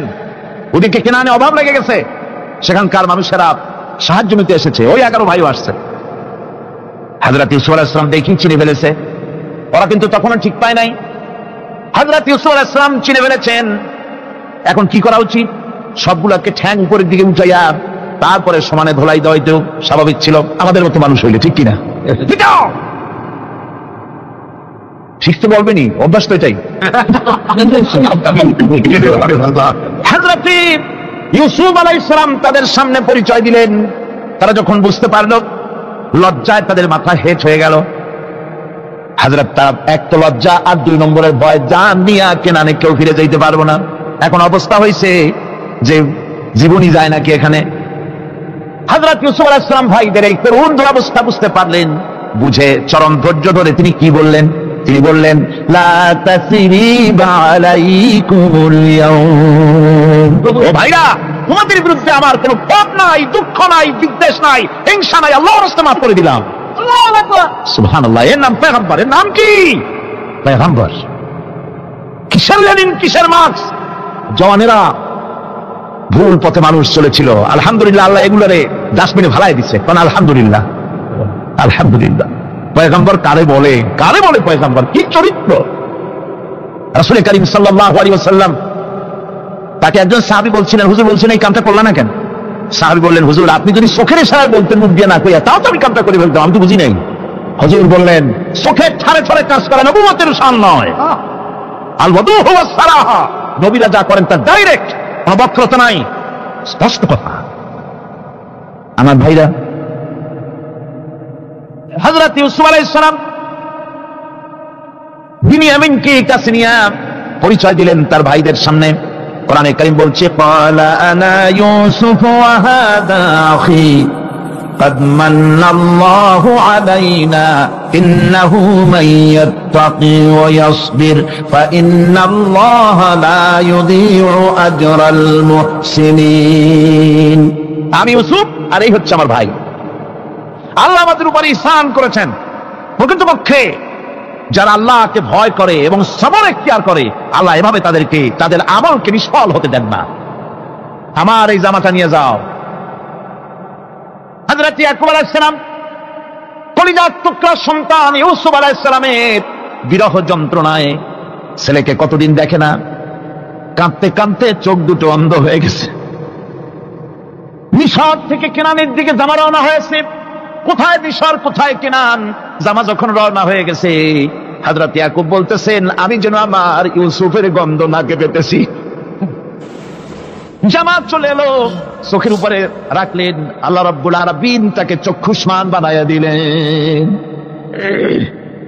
ভাইরা আমার, পয়গম্বরেরা সবর করে গোটা দুনিয়ার মানুষের সামনে দৃষ্টান্ত সেট করেছে সবরকারী হন। আমার ভাইরা, হযরত ইব্রাহিম আলাইহিস সালামের কথা আল্লাহ পাক কোরআনে কারীমে বলছেন সবরকারী কয়, দেখো শেখো সবরকারী কয়। আল্লাহ পাক বললেন, ইব্রাহিম তোমার বিবি আর তোমার নবজাতক এই সন্তানকে রেখে আসো মক্কা নগরীতে। তিনি চলে গেলেন, সেখানে ঘর নাই, বাড়ি নাই, কিচ্ছু নাই, চতুর্দিকে ধুধু বালু আর মরুভূমি। হযরতে হাজরা বলছেন, ইব্রাহিম সামান্য পানি আর খাবার দিয়া আমার সন্তান শুদ্ধ এখানে রেখে দিতেছো, আমি কি অপরাধ করেছি? কোনো জবাব নাই। দুইবার তিনবার বলার পরে হাজরা বলছেন, ইব্রাহিম গো, তবে কি আমার আল্লাহর হুকুম মতো আমারে রেখে যাচ্ছ নাকি? হযরত ইব্রাহিম আকাশের দিকে আঙ্গুল উঁচু করলেন। কথা বলবেন, বাক শক্তি বেরোচ্ছে না। 80 বছর বয়সের সময় একটা বাচ্চা আল্লাহ তাআলা দিচ্ছেন। আর এমন বাচ্চা, পয়গম্বরের ছেলে, কি সুন্দর চেহারা, মরুভূমির উপরে ফালাই দিয়েছো। ফালাই দিয়ে রওনা হয়ে যাচ্ছেন, মুখ দিয়া কথা সরছে না, আকাশের দিকে দেখালেন। হযরত হাজরা বুঝতে পারলেন। হযরত হাজরা বলেন, ইব্রাহিম কোনো চিন্তা নাই, নিশ্চিন্ত মনে বাড়ি ফিরে যাও। আমি আমার আল্লাহর উপরে এতটা ভরসা করি, আল্লাহর হুকুমে যদি আমার এখানে রেখে যেয়ে থাকো, ওই আল্লাহ পাক আমাকে আর আমার কলিজার টুকরা ইসমাইলকে পানিতে আর খাবারে মারবেন না, অবশ্যই তিনি ব্যবস্থা করবেন। ব্যবস্থা হয়ে গেল। হযরত ইসমাইল বড় হয়ে গেলেন। আল্লাহ পাক অর্ডার করলেন, জবাই করো ছেলেকে। হযরত ইব্রাহিম আলাইহিস সালাম যখন জবাহের প্রস্তাব করলেন, হযরত ইসমাইল তা আপত্তি করতেন, বাবাজি আমার মায়ের আর আমাকে বাচ্চা অবস্থায় ফেলে গেলেন, খাবার দেন নাই, পরার দেন নাই, বছরের পর বছর আমাদের এখানে কাটলো, দেখতেও আসেন নাই, আজ আসছেন জবাব দিতে। এটা কেমন কথা? কি ধরনের বাপ আপনি? এরকম বলছে নাকি? এরকম বলছে? হযরত ইব্রাহিম আলাইহিস সালাম প্রস্তাবটা কিভাবে পারলেন? আল্লাহ পাক কোরআনে কারীমে দৃষ্টান্ত রেখে দিয়েছেন। আল্লাহ পাক বলছেন, হযরত ইব্রাহিম ছেলেকে বললেন, ইয়া বুনাইয়া, ইয়া বুনাইয়া, হে আমার কলিজার টুকরা, লাডলা, হে আমার কলিজার টুকরা সন্তান, ইন্নী আরা ফিল মানাম আন্নী আযবাহুক, আমি স্বপ্নে দেখছি আমি যেন তোমাকে জবাব করতেছি। ফানজুর মাযা তারা, তোমার রায় কি বলো? আমি তো স্বপ্নে দেখছি যে আমি তোমার জবাব করতেছি, এখন তোমার রায় কি, তোমার মত কি? হযরত ইসমাঈল আলাইহিস সালাম শুনিয়ে দিলেন দৌড়, নাকি না? হযরত ইসমাঈল আলাইহিস সালাম ধৈর্যের প্রতীক, তিনি কি কথা বললেন? তার মুখের কথা কোরআন শরীফে আল্লাহ পাক উঠায় দিলেন। হযরত ইসমাঈল বললেন, ইয়া আবাতি ফাআল মা তুমারু সাতাজিদুনি ইনশাআল্লাহু মিনাস সাবিরিন, হে আমার পিতা, আপনি যে ব্যাপারে আদিষ্ট হয়েছেন আপনি তা পালন করুন, অবশ্যই আমাকে ধৈর্যধারীদের মধ্যে পাওয়া যাবেন। সুবহানাল্লাহ। এক বর্ণনায় এসেছে, হযরত ইসমাঈল বললেন, আব্বাজান আমি ধৈর্যধারীদের ভিতরে আমারে পাবেন, তবে জবাব করার আগে আমার হাত পাটা একটু বেঁধে নেন। কারণ জবাহের যন্ত্রণায় আপনার গায়ে যদি আমার হাত পা লেগে যায় তো বেয়াদবি হয়ে যেতে পারে। আর আমি মরে আমার জবা হয়ে যাওয়ার পর আমার রক্ত মাখা জামা টানিয়া আমার মা হাজেরারে দিবেন, কারণ তাকে মা বলবার মতো আর তো কেউ নাই। হযরত ইব্রাহিম তাকে বাঁধবার জন্য প্রস্তুতি নিলেন। হযরত ইসমাইল বলছেন, আব্বাজান বাঁধবেন না, বাঁধার প্রয়োজন নাই। বলে কেন? একবার বাঁধতে বললে আবার তুমি নিষেধ করছো কেন? ছেলে বলছেন, আব্বাজান বাঁধবো না এই জন্যে, হয়তো কিয়ামতেই প্রশ্ন উঠতে পারে যে আল্লাহর হুকুমে রাজি ছিল না বলে হাত পা বাঁধা জবাহ করছে। আমি এই সুযোগ দিব না, আপনি জবাহ করেন, আমি এতটুকু নড়াচড়া করব না। ধৈর্যের চরম প্রতীক হযরতে ইসমাইল আলাইহিস সালাম দেখাই দিয়েছেন ধৈর্য কারে কয়। আমার বন্ধুগণ, এই পৃথিবীর সবচাইতে ধৈর্যের বড় প্রতীক হতেছেন ইমামুল মুরসালিন, আশরাফুল আম্বিয়া, সাইয়্যিদুল মুরসালিন জনাবে মুহাম্মদুর রাসূলুল্লাহ সাল্লাল্লাহু আলাইহি ওয়াসাল্লাম। আমার বন্ধুগণ, সবচাইতে বড় ধৈর্যের প্রতীক তিনি। কাউকে একটা গালি দেন নাই জীবনে, কাউকে ঠাট্টা করেন নাই, কাউকে মারেন নাই, কারো মনে দুঃখ দেন নাই। তিনি দুঃখ পেয়েছেন, তিনি কাউকে দুঃখ দেন নাই। তিনি কষ্ট পেয়েছেন, কাউকে কষ্ট দেন নাই। আমার ভাইরা, তায়েফের ময়দান, আমার নিজের চোখে তায়েফে যেদিন আমি তায়েফ দেখলাম, আমি তায়েফে ঢুকেছি, জীবনে কোনোদিন যাই নাই। রমজান মোবারকে আমি সেখানে গেলাম, আমাকে বসার জন্য তারা নিয়ে যাবে। আমি বললাম আগে বসবো না, আমারে আগে নিয়ে যাও, আমার নবীকে কোন জায়গায় ওরা মেরেছিল সে জায়গাটা দেখাও। তায়েফের সেই গলিতে যখন আমি গেছি, দুই দিকে পাহাড় দাঁড়ানো, তায়েফের লোক আমার সাথে ছিল, তারা বলল এই জায়গাটা প্রথম যেখানে চতুর্দিক থেকে নবীজিকে পাথর মারছিল আর আল্লাহর নবী বেহুশ হয়ে পড়ে গিয়েছিলেন। 3টা দিন না খাওয়া, হযরতে খাদিজা নাই, আবু তালিব নাই, মক্কায় জায়গা নাই পা রাখার। নবীজি 3টা দিন ঘুরলেন। নেতারা বলল, তুমি যদি নবী হবে তো এতিম হলে কেন? আল্লাহ নবী বানাবার জন্য কি একটা ধনী মানুষ পায় না? তোমার মতো এতিম আর গরিবের নবী বানাইলো কেন? আল্লাহ নবী 3 দিন পর যখন দেখলেন কেউ দাওয়াত শোনে না, কেউ মানে না, কেউ গ্রহণ করে না, তখন তিনি নেতাদের অনুরোধ করলেন, ঠিক আছে দাওয়াত তো কবুল করলে না, তবে একটা কাজ করো, অন্তত আমি যে তায়েফে আসছিলাম এই খবরটা মক্কায় দিও না, ওরা আর অত্যাচার বাড়াই দেবে। এই কাফিরগুলি খবর তো মক্কায় পাঠালো আর সমস্ত যুবকদেরকে লেলিয়ে দিল। যুবকেরা চতুর্দিকে দাঁড়াইছে, রাসূলকে পাথর মারা শুরু করে দিল। আমি যখন রেল লাইনের থেকে হাঁটি, যখন রেল লাইন কোনো সময় দেখি, রেলের পাথরগুলি, রেল লাইনের পাথরগুলি দেখলে আমার মাথায় যেন কেন তাইফের কথা মনে এসে যায়। আরে মানুষের গায়ে পাথর মারলে কি অবস্থার সৃষ্টি হয়? পাথর নূরের শরীর, রহমতের শরীর, কিটে কিটে রক্ত ঝরছে। নবীজিকে জোর করে উঠাইয়া জবরদস্তি করে হাঁটার জন্য তারা ধাক্কা মারতেছে। আবার কিছুদিন গিয়ে নবীজি আবার বেহুশ হয়ে পড়েছেন, এইখান থেকে আবার উঠাইছে, আবার ধাক্কা মারতেছে। 3 নম্বরের আরেকটা জায়গা আছে যেখানে ভাঙ্গা একটা মসজিদ। তাইফের লোকেরা আমাকে বলল এই জায়গাটা হলো শেষ জায়গা যেখানে রাসূল করিম 3য়বারের মতো বেহুশ হয়েছিলেন, এখানেই হুজুরের রক্ত ঝরেছে বেশি। 2 রাকাত নামাজ পড়লাম, সিজদায় পড়ে এমন কান্না কাঁদলাম আল্লাহর কাছে। নবীজি যখন হুঁশ এসেছে, হযরতে জিবরাইল বলেন, ইয়া রাসূলুল্লাহ, আপনার এই কষ্ট দেখে ফেরেশতারা কাঁদতেছে, আপনি অনুমতি দিয়ে দেন এই 2 পাহাড়কে মিলাইয়া সমস্ত তায়েফবাসী কাফেরগুলি মাটির সাথে মিশাইয়া দেই।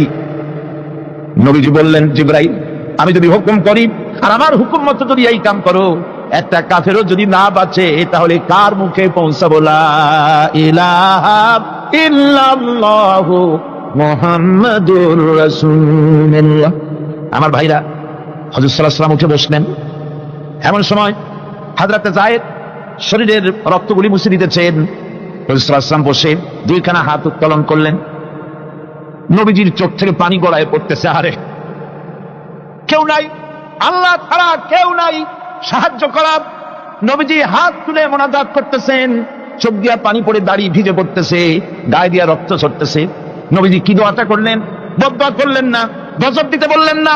নবীজি দোয়া করলেন, রব্বুল আলামিন, এই তায়েফের লোকেরা আজকে আমার সাথে যে ব্যবহারটা করেছে, ওরা বোঝে নাই যে আমি তোমার নবী, ওরা বোঝে নাই যে আমি তোমার রাসূল, না বুঝে আমার উপরে যে অত্যাচারটা করলো, আল্লাহ তুমি এই জন্য রাগ করে এই তায়েফে তুমি গজব দিও না। আল্লাহ পাক পরবর্তী সময় হুজুরকে স্মরণ করাই দিলেন, ওয়া মা আরসালনাকা ইল্লা রাহমাতাল লিল আলামিন। ও নবী, আপনি হচ্ছেন আমার সমস্ত সৃষ্টি জগতের জন্য আপনি আমার রহমত, আমার গোটা বিশ্বের জন্য আপনার, আমার সৃষ্টি জগতের জন্য আপনি আমার করুণা। একটা লোক রাসূলের এই কষ্ট দেখে বাগান থেকে এক গ্লাস আঙ্গুরের শরবত এনে হাজির করেছে। এত কষ্টের পর 3 দিনের না খাওয়া আঙ্গুরের একটা শরবত পাইয়া হুজুর খুব খুশি হলেন। শরবত গ্লাস পান করে হুজুর বলছেন, তোমার নাম না আত্তাস? তিনি বলছেন, হ্যাঁ হুজুর, আমার নাম আত্তাস। তোমার বাড়ি না ইউনূস আলাইহিস সালামের গ্রামে? বলে, হ্যাঁ, আমার বাড়ি সেই গ্রামে। তা আপনি কি করে জানলেন আমার নাম আত্তাস আর আমার বাড়ি ইউনূস আলাইহিস সালামের গ্রামে? আপনি জানলেন কি করে? হুজুর বললেন, আমি নবী, হযরত ইউনূস নবী, একজন নবীর খবর আর একজন নবীর কাছে থাকে। রাসূল করিম সাল্লাল্লাহু আলাইহি ওয়াসাল্লাম সবর ইখতিয়ার করেছিলেন, ধৈর্য অবলম্বন করেছিলেন, আর আল্লাহ পাক তাকে নির্দেশ করেছেন, সবর করো।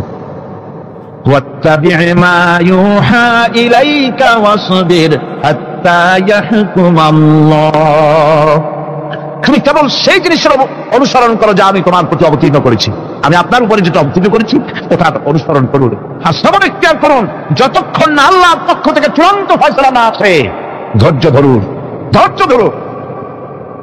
আমার ভাইরা, কাফেরদের নির্যাতনের মোকাবেলায় আল্লাহ পাক তার হাবিবকে সান্ত্বনা দিয়েছেন।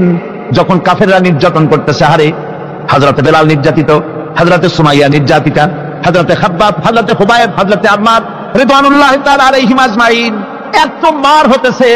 হযরতে ওমর হযরতে খাব্বাব রাদিয়াল্লাহু তাআলা আনহুকে খোলা গায়ে দেখে বলছিলেন, খাব্বাব রে, তোমার পিঠে এত গর্ত কেন? এত গর্তওয়ালা পিঠ তো আমি মানুষের দেখি নাই, এত সিকুর কমরওয়ালা মানুষের তো দেখি নাই।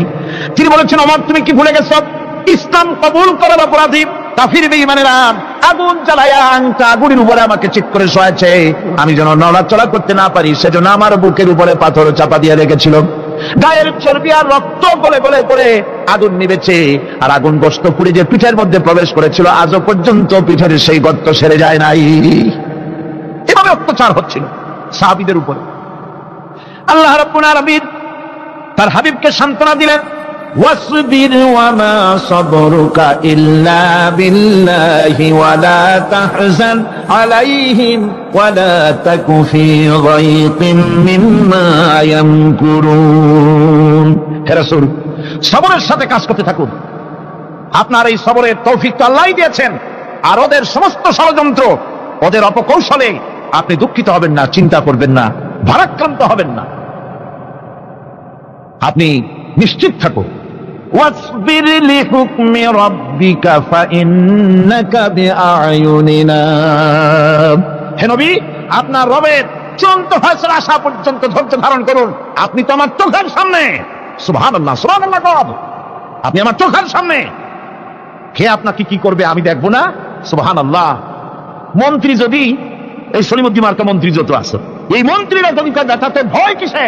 আমি তোকে দেখছি না? সাহসটা কেমন বাড়ে, কেমন বাড়ে সাহস! আরে কোন মন্ত্রী ছাতা মাতা না, কোন প্রেসিডেন্ট রাজা বাদশা না, আকাশ আর জমিনের মালিক আমার আল্লাহ রাব্বুল আলামিন বলছেন, হাবিব কোন চিন্তা নাই, আপনি আমার চোখের সামনে। ওরা চায় আপনাকে দুনিয়া থেকে মিটাই দিতে, আর আমি চাই ওয়ারাফানা লাকা যিকরাক, আপনার প্রশংসা তো হবে গোটা বিশ্ব জুড়ে, সর্বত্র ছড়িয়ে যাবে আপনার নাম। সুবহানাল্লাহি বিহামদিহি। আল্লাহ পাক অন্যত্র বলেছেন, وَلَقَدْ كُذِّبَتْ رُسُلٌ مِّن قَبْلِكَ فَصَبَرُوا عَلَى مَا كُذِّبُوا وَأُوذُوا حَتَّى أَتَاهُمْ نَصْرُنَا। হে মুহাম্মদ সাল্লাল্লাহু আলাইহি ওয়াসাল্লাম, আপনার পূর্বে অসংখ্য নবী রাসূল এই পৃথিবীতে আসছে এবং জুলুম আর নির্যাতনের শিকার তারা হয়েছেন। অবশেষে তাদের প্রতি আল্লাহর সাহায্য এসেছে। সুতরাং আপনাকেও ধৈর্য ধারণ করতে হবে, ধৈর্য ছাড়া কোনো পথ নাই। ধৈর্য আপনাকে ধারণ করতেই হবে, আর এই ধৈর্য ধারণ করলে পরে আল্লাহর চূড়ান্ত ফয়সালা আসবে, তখন আল্লাহ পাক মেহেরবানি করবেন। আমার ভাইরা, এই ধৈর্য পৃথিবীর সমস্ত পয়গম্বররা ধৈর্য অবলম্বন করেছেন, কখনো অধৈর্য হন নাই। দ্বীন কায়েমের সংগ্রামে নবী রাসূলগণ দারুণ ভাবে সবর ইখতিয়ার করেছেন। বৃদ্ধবাদীদের সকল রকমের নির্যাতন, অপকৌশল, ষড়যন্ত্র, এই সব কিছু মোকাবেলা করেছেন ধৈর্যের নীতি অবলম্বন করি। কখনো ধৈর্য চ্যুতি তাদের মধ্যে ঘটেনি, বরং আল্লাহ রাব্বুল আলামিন আল্লাহ রাব্বুল আলামিন তাদের প্রতি সন্তুষ্ট হয়েছেন, যারা এই ধৈর্য ধরেছে তাদের উপরে সন্তুষ্ট হয়ে আল্লাহ রাব্বুল আলামিন বলেছেন, ওয়া কাআইয়িম মিন নাবিয়্যিন কাতালা মাআহু রিব্বিয়ুন কাসীর। এর আগে অনেক নবী এসেছিলেন যাদের সাথে বহু আল্লাহওয়ালা লোক লড়াই করেছেন। ফামা ওয়াহানু লিমা আসাবাহুম ফি সাবিলিল্লাহি ওয়া মা যাফু ওয়া মাস্তাকানু। আল্লাহর পথে তাদের উপর যত বিপদ এসেছিল তারা হতাশ হয়ে পড়েন নাই, দুর্বলতা দেখাননি, বাতিলের সামনে মাথা নত করেন। ওয়াল্লাহু ইউহিব্বুস সাবিরিন। আর আল্লাহ পাক ধৈর্যশীল যারা তাদেরকে আল্লাহ পাক ভালোবাসেন। আমার ভাইরা, ধৈর্যের পরিচয় রাসূল করিম সাল্লাল্লাহু আলাইহি ওয়াসাল্লাম উহুদের ময়দানে যখন আক্রান্ত হয়ে গেলেন, চতুর্দিকে কাফেররা ঘিরে ধরেছে, বাঁচার কোনো পথ নাই। সাহাবায়ে কেরাম রাসূলকে পাহারা দিলেন। যারা রাসূলকে পাহারা দিতে দাঁড়ায়ছেন, জীবন দিয়া পাহারা দিতে দাঁড়ায় গেছে, রাসূলের দিকে মুখ দিয়া, পিঠটা বাইরের দিকে দিয়ে রাসূলকে পাহারা দেওয়া শুরু করেছেন। হুজুরকে পাহারা দিতে যারা দাঁড়িয়েছিলেন, কাফের কর্তৃক নিক্ষিপ্ত কি তীরগুলি এসে যখন বিঁধতেছিল, শুধু একজন সাহাবী হযরত তালহার পিঠের ভিতরে রাসূলকে হেফাজতের জন্য 80টা তীর একজনের পিঠের মধ্যে দিয়ে ঢুকেছে। এক অসতর্ক মুহূর্তে নবীজির জানদান মোবারক শহীদ হয়ে গেল, শিরস্থান ভেঙে গেল, লোহার কড়া প্রবিষ্ট হয়ে গেল কপালের ভিতরে। হুজুর মাথা ঘুরে পড়ে গেলেন। হযরত আবু উবাইদা রাদিয়াল্লাহু তাআলা আনহু হুজুরের মস্তক মোবারক করে নিয়ে, তারপরে বহু কষ্ট করে মাথা থেকে লোহার কড়া বের করলেন। এবার ওই কড়ার ছিদ্র দিয়ে রক্ত আসতেছে, মুখ দিয়ে রক্ত পড়তেছে, দাড়ি ভিজে যাচ্ছে। বুখারী শরীফে এসেছে, আল্লাহর নবী দুইখানা হাত নিজের চেহারার উপরে মলে আনে, টাটকা রক্ত চোখের সামনে দেখে বলছেন, আহারে, এই কওমের ফালাত কি করে হবে, এই কওমের মুক্তি কি করে হবে, এই কওমের নাজাত কি করে হবে, যে কওম তার নবীর চেহারা রক্ত দিয়ে আল্লাহ বাড়াইয়া দিল। নবীজি বললেন, আল্লাহুম্মা গফিরলি কওমি ফাইন্নাহুম লা ইয়ালামুন। আয় আল্লাহ পাক, আমার এই কওম বুঝতে পারে না, ওদেরকে মাফ করে দাও। খবর ছড়িয়ে গেল নবীজি শহীদ হয়ে গিয়েছেন। খবর ছড়িয়ে গেল চতুর্দিকে, মদিনায় খবর ছড়িয়ে গেল। মানুষ পাগলের মতো দৌড়ানো শুরু করে দিল। এক মেয়ে লোক দৌড়াচ্ছে উহুদের দিকে, কয়েকজন সাহাবীর সঙ্গে দেখা। তারা জিজ্ঞেস করলেন, দৌড়াও কেন, মহিলা যাও কই? কয় উহুদের দিকে যেতেছি। কয় যায় তো কোনো লাভ নাই, যেহেতু তোমার যে স্বামী এসেছিলেন জিহাদের ময়দানে তিনি তো শহীদ হয়ে গেছেন। মহিলা বলতেছে, কে শহীদ হয়েছে শুনতে চাই না, আগে বলো নবীজি কেমন আছে। আবার কিছুক্ষণ পর আর কয়েকজনের সঙ্গে দেখা। তারা বলছে, মেয়ে লোক দৌড়াও কই? যাচ্ছি উহুদের দিকে। তারা বলছেন যে কোনো লাভ নাই, তোমার যে দুইটা কলিজার টুকরা সন্তান উহুদে এসেছিল দুটোই শহীদ হয়ে গেছে। মা বলতেছে, ও সাহাবী, কে শহীদ হয়েছে শুনতে চাই না, তাড়াতাড়ি করে বলো আল্লাহর নবী মুহাম্মদুর রাসূলুল্লাহ সাল্লাল্লাহু আলাইহি ওয়াসাল্লাম কেমন আছেন। দৌড়াতে দৌড়াতে উহুদের মাঠে সাহাবায়ে কেরাম পরিবেষ্টিত। আল্লাহর নবীর কাছে গিয়ে হুজুরের জীবিত চেহারা মোবারকের দিকে তাকায়া মেয়ে লোকটি কাঁদতেছে আর বলতেছে, ইয়া রাসূলুল্লাহ, আমার স্বামী মরা শোক, আমার কলিজার টুকরা দুইটা সন্তান মরা শোক আমার কলিজা থেকে মুছে গেছে, আপনি বেঁচে আছেন, তামাম মুসলমানদের এর চাইতে বড় সান্ত্বনা আর নাই। হযরতে বড় পীর আব্দুল কাদের জিলানী রাহমাতুল্লাহ আলাইহি, আল্লাহর জবরদস্ত ওলি, সাইয়্যিদ, অত্যন্ত উচ্চ মানের আলেম। তার সম্পর্কে এক শ্রেণীর আলেম নামধারী লোকেরা তাকে আল্লাহর কাছে পৌঁছায় দিয়েছে, আল্লাহর সমকক্ষ করে দিয়েছে। তাকে দস্তগীর বলা হচ্ছে। কিসের দস্তগীর? তো বলে যে মেরাজের রাত্রে রাসূল করিম সাল্লাল্লাহু আলাইহি ওয়াসাল্লাম নাকি কোন জায়গায় আছাড় খাইছিলেন, আর উনি গিয়া তার হাত ধরেছেন, এই জন্য বলা হচ্ছে দস্তগীর। তিনি তার হাত ধরে তাকে ঠিক করে দিয়েছেন। আবার আরশে তিনি উঠতে পারছিলেন না, সেই জন্য পীর সাহেবের কাঁধের উপরে পা রেখে হুজুর সাল্লাল্লাহু আলাইহি ওয়াসাল্লাম আরশে উঠছে। আল্লাহর সিঁড়ির এত অভাব হয়েছে, এই দুনিয়া থেকে নিতে পারলেন, মহাশূন্য পাড়ি দিয়ে, ল অফ গ্রাভিটেশন পাড়ি দিয়ে আরশে আজিম পর্যন্ত, সিদরাতুল মুনতাহা পর্যন্ত নিলেন। আর ওইখানে বড় পীর সাহেবকে লাগলো তার কাঁধের উপরে পা দিয়ে তিনি উঠবেন। আহা, এর চাইতে বিদআত, এর চাইতে বাজে কথা মুসলমানদের জন্য আর কি হতে পারে? দুর্ভাগ্য এই জাতির, এই সব আলেম নামের কলঙ্ক, যারা নাকি বড় পীর সাহেবের নামে ওয়াজ করে করে বলেন, তার নামে দরুদ বানায়েছে, তার নামে বলে ইয়া আব্দুল কাদের জিলানী শাইয়ান লিল্লাহ, যারা কন নাউযুবিল্লাহ। বলা হয়, হে বড় পীর সাহেব, আপনি আল্লাহর রাস্তায় আমাদের কিছু দেন। আরে মিয়া সাহেব, আব্দুল কাদের জিলানী রহমতুল্লাহ আলাইহি যা পেয়েছেন আল্লাহর কাছ থেকে পেয়েছেন, তার দেওয়ার কিচ্ছু নয়। যা দিবেন আপনাকে আমাকে আল্লাহ পাক দিবেন। ইয়া গাউসু আগিসনি বলা জায়েজ নাই। ইয়া গাউসু আগিসনি বলতে হবে আল্লাহ পাককে। গাউস কে? আল্লাহ পাক। কাকে বলতে হবে? ইয়া গাউসু আগিসনি, আয় আল্লাহ পাক তুমি আমাকে সাহায্য করো। সাহায্য করতে পারেন আল্লাহ পাক। বড় পীর সাহেবকে ইয়া গাউসু আগিসনি বলা যাবে না। গাউসুল আজম এই ডিগ্রি, এই খেতাব বিদআত পন্থীদের বানানো খেতাব। গাউসুল আজম কোন মানুষ হতে পারে না, পারে না, পারে না।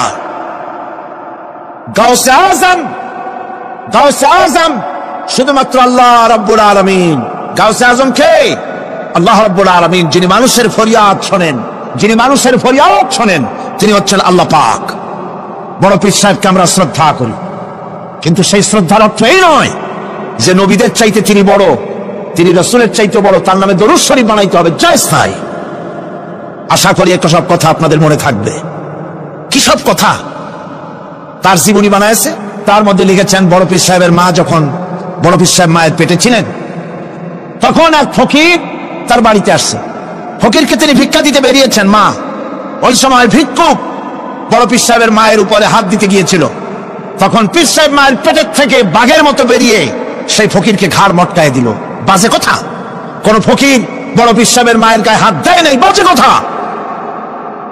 তারপরে তিনি মরা মানুষ চিন্তা করেছেন, খড়ম পাঠাইয়া কারে পিটাইছে, বদনা মারছে, আর এক বাড়ি যাইয়া সেই বদনা দিয়ে পিটাইয়া মাথা ফাটাই দিছে। বাজে কথা।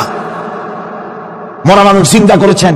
সুতরাং এই সমস্ত বাজে কথায় কান দেওয়ার কোনো কারণ নাই। ওলিউল্লাহদের কেরামত হক, সন্দেহ নাই, কিন্তু সেই কেরামত মুজিজাকে পার হতে পারবে না। কোন মুজিজা আল্লাহর কুদরতকে পার করতে পারবে না। আল্লাহ রাব্বুল আলামিন সূরা ফাতিহার ভিতরে, আমি বলেছিলাম এটা একটা অভিনন্দন পত্র। এটা কি? অভিনন্দন পত্র।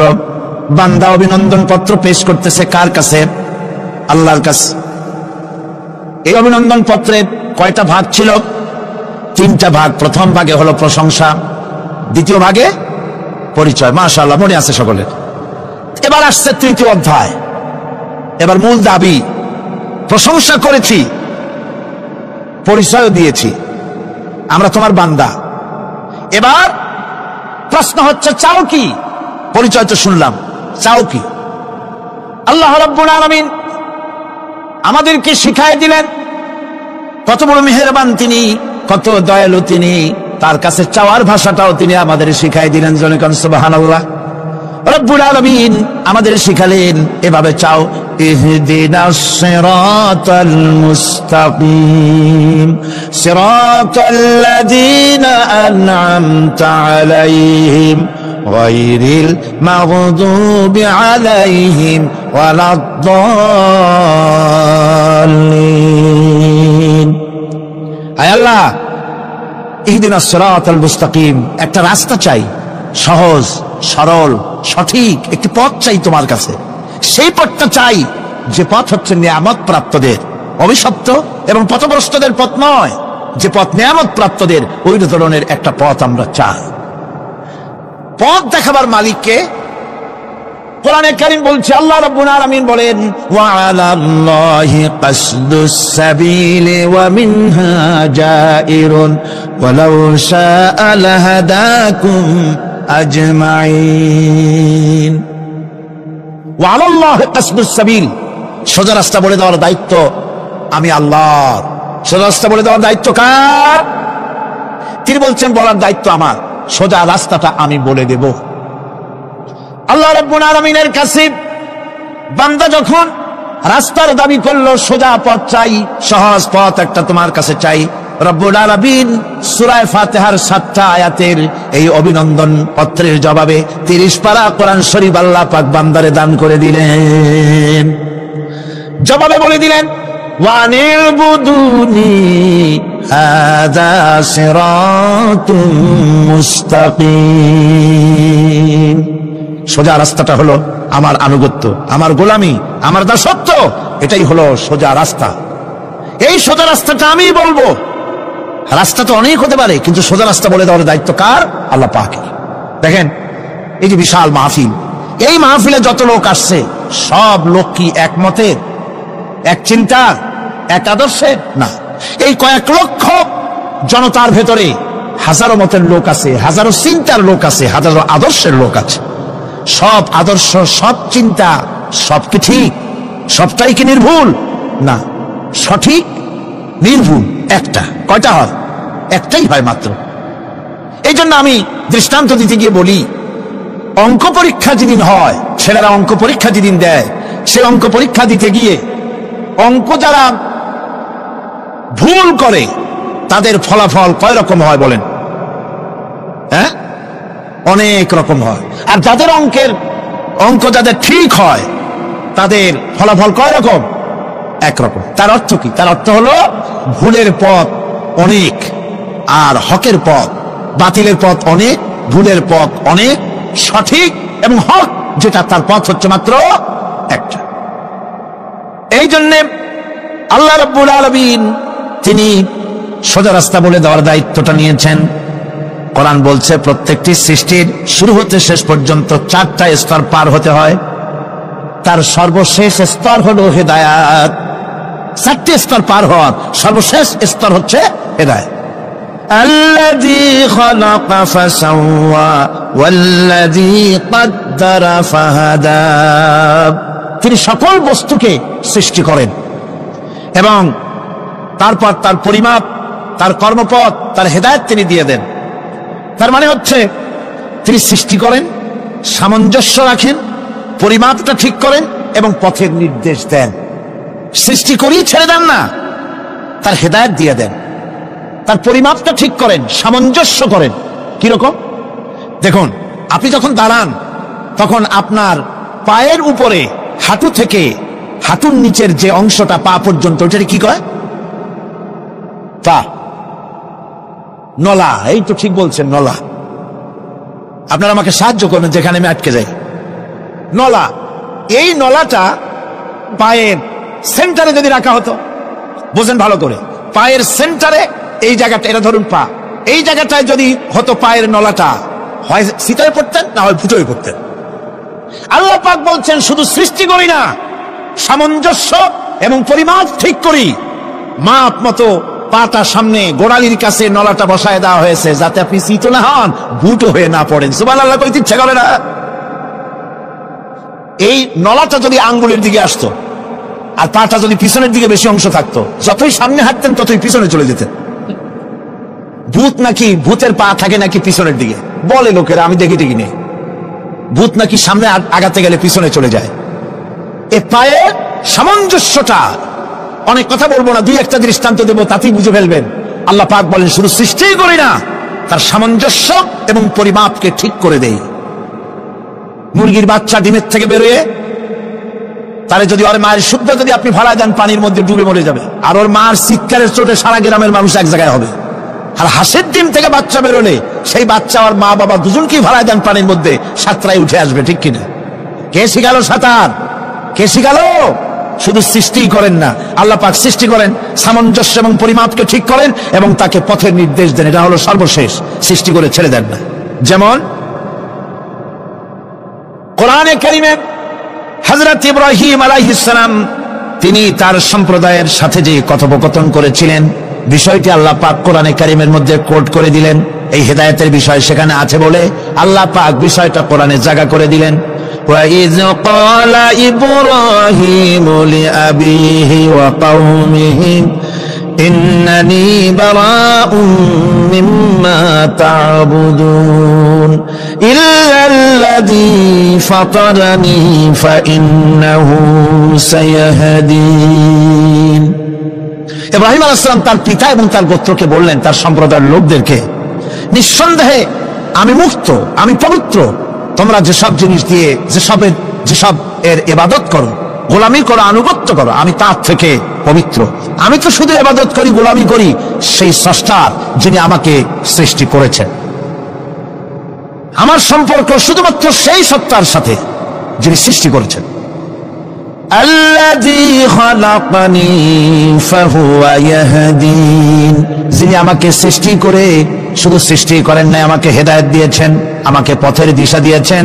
ওয়াল্লাযী হুয়া ইউতঈমুনি ওয়া ইয়াসকিন, যিনি আমাকে সৃষ্টি করেছেন তিনি হেদায়েত দিয়েছেন, আর আমি যখন তৃষ্ণার্ত হই তিনি আমাকে পান করান, আমি যখন ক্ষুধার্ত হই তিনি আমাকে আহার দেন।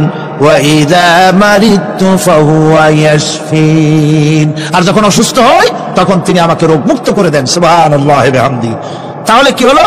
অর্থাৎ যে প্রতিপালক, তার প্রতিপালন পদ্ধতি আমার সকল প্রয়োজন মিটান, যিনি আমাকে পান করান, আহার করান, অসুস্থ হলে যিনি আমাকে সুস্থ করেন। হেদায়েতের কামটা তিনি আরেকজনের জন্য রাখেন নাই, তিনি আমার হেদায়েতের ব্যবস্থাও করেছেন। ভাইরা আমার, আল্লাহ রাব্বুল আলামিন শুধু সৃষ্টি করেন নাই, সৃষ্টি করে হেদায়েত দিয়েছেন, মানুষকে হেদায়েতের রাস্তা বলে দিয়েছেন। সঠিক পথ কোনটি সেই পথের কথাও তিনি পরিষ্কার করে বলে দিয়েছেন। এই জন্য আল্লাহ পাক বলেন, কোরআন মাজিদ হেদায়েতকে বিরাট দান বলে ঘোষণা করেছে। মানুষের জন্য যে হেদায়েত আল্লাহ দিয়েছেন তার সবচাইতে বড় দান, জোরে কোন সুবহানাল্লাহ। ইন্না খালাকনাল ইনসানা মিন নুতফাতিন আমশাজিন নাবতালিহি ফাজআলনাহু সামিআন বাসীরা, আমি মানুষের মিলিত শুক্রক দ্বারা, নুতফা দিয়ে আমি মানুষ সৃষ্টি করেছি এবং তাকে একে একে বিভিন্ন স্তর পার করাইছি, তাকে শ্রবণ শক্তি দিয়েছি, তাকে দর্শন শক্তি দিয়েছি। ইন্না হাদাইনাহুস সাবিলা ইম্মা শাকিরান ওয়া ইম্মা কাফুরা, নিশ্চয়ই আমি তাদেরকে তাদের কর্মপন্থা প্রদান করেছি, আমি তাদেরকে হেদায়েত দিয়েছি, চলার পথের দিশা দিয়েছি। এখন ইচ্ছে করলে সে কৃতজ্ঞ হতে পারে, ইচ্ছে করলে অকৃতজ্ঞতার পথ অবলম্বন করতে পারে। আমি তাকে হেদায়েত দিয়ে দিয়েছি, পথ দেখিয়ে দিয়েছি। ডান এবং বা দুটি রাস্তা আল্লাহ পাক দেখিয়ে দিয়েছেন, আসহাবুল ইয়ামিন, আসহাবুল শিমাল, একটা ডানপন্থী আর একটা বামপন্থী। আমাদের দেশে কিছু লোক আছে নাম মুসলমান, কিন্তু বলে যে আমরা বামপন্থী আন্দোলন করি, অথচ সমস্ত ডানপন্থীদের জায়গা হবে জান্নাতে যদি জান্নাতের আমল করতে পারে। ডানপন্থীদের নেতা হচ্ছেন দুনিয়ার সমস্ত পয়গম্বরেরা, আর বামপন্থীদের নেতা হলো শয়তান। বামপন্থীদের নিয়ে শয়তান যাবে কিয়ামতে জাহান্নামে। আল্লাহ পাক রাস্তা বলে দিয়েছে। আল্লাহ রাব্বুল আলামিন বলেন, আলাম নাজআল লাহু আইনাইনি ওয়া লিসানান ওয়া শাফাতাইন ওয়া হাদাইনাহুন নাজদাইন, আমি কি তোমাদের দুটি চক্ষু দেই নাই, দেখার জন্য দুটো চোখ দেই নাই? আমি কি তোমাদেরকে কথা বলার জন্য দুটো ঠোঁট দেই নাই? এরপরে আমি কি তোমাদেরকে ভালো মন্দ বোঝার জন্য আমি কি হেদায়েত দেইনি? ভালো মন্দ সবটা বোঝার জন্য আমি তোমাদেরকে হেদায়েত দিয়েছি। সুতরাং এই হেদায়েতের রাস্তা ছেড়ে দিয়ে তোমরা নিজেদেরকে গুমরাহির মধ্যে ডুবিয়ে দিও না, আমার দেওয়া হেদায়েতের রাস্তায় নিজেদেরকে পরিচালিত করার জন্য প্রচেষ্টা করো। আল্লাহ পাক বলেন, والذين جاهدوا فينا لنهدينهم سبلنا وإن الله لمع المحسنين, যারা আমাকে পাওয়ার জন্য সাধনা করেছে তাদের পথ প্রদর্শন করা আমার জন্য অবশ্য কর্তব্য। অন্য জায়গায় আল্লাহ পাক বলেছেন, ওমান ইয়াত্তাকিল্লাহা ইয়াজআল লাহু মাখরাজা, যে ব্যক্তি আমাকে ভয় করে চলে, আমার প্রতি আশা করে, ভরসা করে, তার জন্য আমি রাস্তা তৈরি করে দিই। সুবহানাল্লাহি ওয়া বিহামদিহি। সুতরাং হেদায়েত আল্লাহ পাক দিয়েছেন, এমন নয় যে তিনি রাস্তা তৈরি করেন নাই। কোরআন খোদাই হেদায়েতের নাম দিয়েছে হুদা। খোদাই হেদায়েতের নাম কি? হুদা। এই কোরআনের এক নাম হচ্ছে, এই কোরআনের এক নাম কি? হুদা। কোরআন বলছে, ফামান তাবিআ হুদায়া ফালা খাউফুন আলাইহিম ওয়ালা হুম ইয়াহজানুন। আমার এই কোরআন, এই হেদায়েত যারা মানবে, এটাকে যারা অনুসরণ করে চলবে, এটার আইন কানুন যারা মেনে চলবে, ওদের জন্য কোনো ভয় নাই, কোনো চিন্তাও নাই, কোনো ভয় নাই, কোনো চিন্তা নাই, যারা এই কোরআনের হেদায়েতকে মেনে চলবে। আল্লাহর হেদায়েত হলো সবচেয়ে বড় হেদায়েত। আল্লাহ পাক বলছেন, কুল ইন্না হুদাল্লাহি হুয়াল হুদা ওয়া উমিরনা লিনুসলিমা লিরাব্বিল আলামিন। হে রাসূল, আপনি বলুন আল্লাহর হেদায়েত হলো সবচেয়ে বড় হেদায়েত। অর্থাৎ আল্লাহ যে রাস্তা দিয়েছেন, আল্লাহ যে কোরআন দিয়েছেন, এর থেকে বড় হেদায়েত মানুষের জন্য আর কিছু হতে পারে না। আল্লাহ পাক বলেন, ওয়ালান তারদা আনকাল ইয়াহুদ ওয়ালান নাসারা হাত্তা তাত্তাবিআ মিল্লাতাহুম কুল ইন্না হুদাল্লাহি হুয়াল হুদা।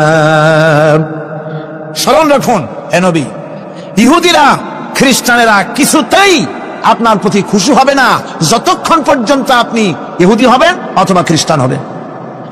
ওরা কোনোদিন মুসলমানদের উপরে রাজি হবে না, খুশি হবে না। মনে রাখতে হবে, একমাত্র সঠিক পথ ইহুদিদের পথ সঠিক নয়, নাসারাদের পথ সঠিক নয়। আসল পথ হলো আল্লাহ পাকের পথ। কার পথ আসল?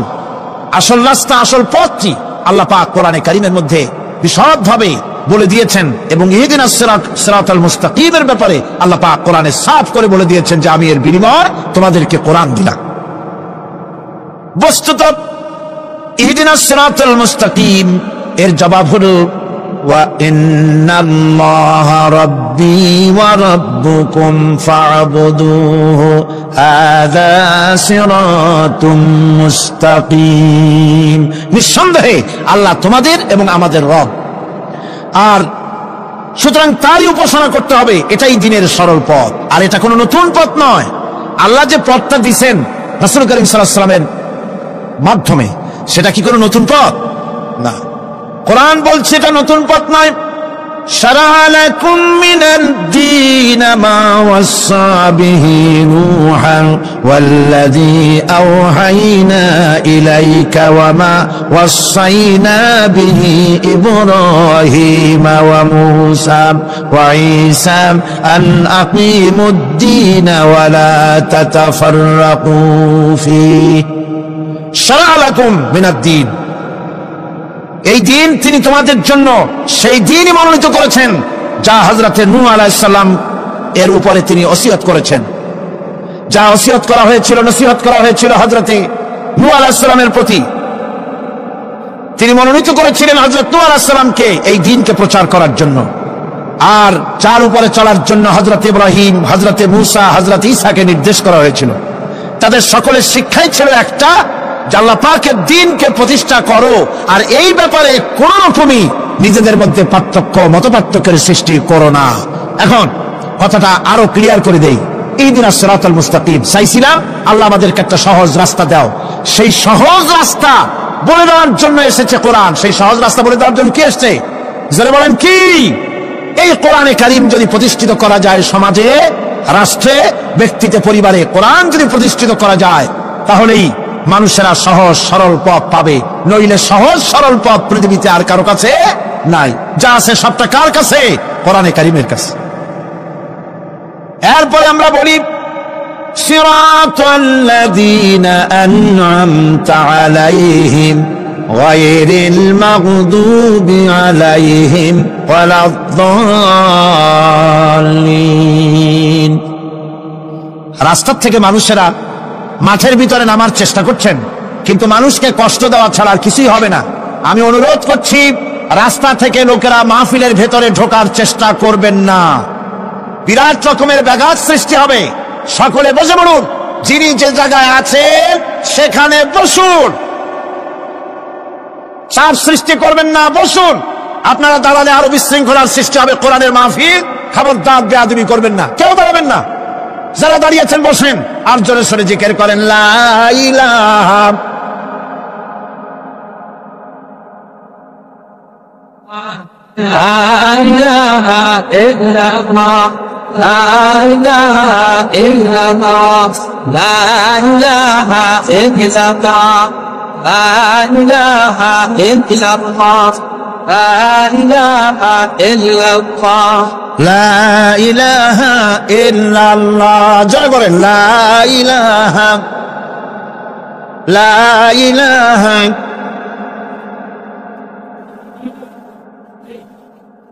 লা ইলাহা ইল্লাল্লাহু মুহাম্মাদুর রাসূলুল্লাহ। আল্লাহ আল্লাহ আল্লাহ আল্লাহ আল্লাহ আল্লাহ আল্লাহ আল্লাহ।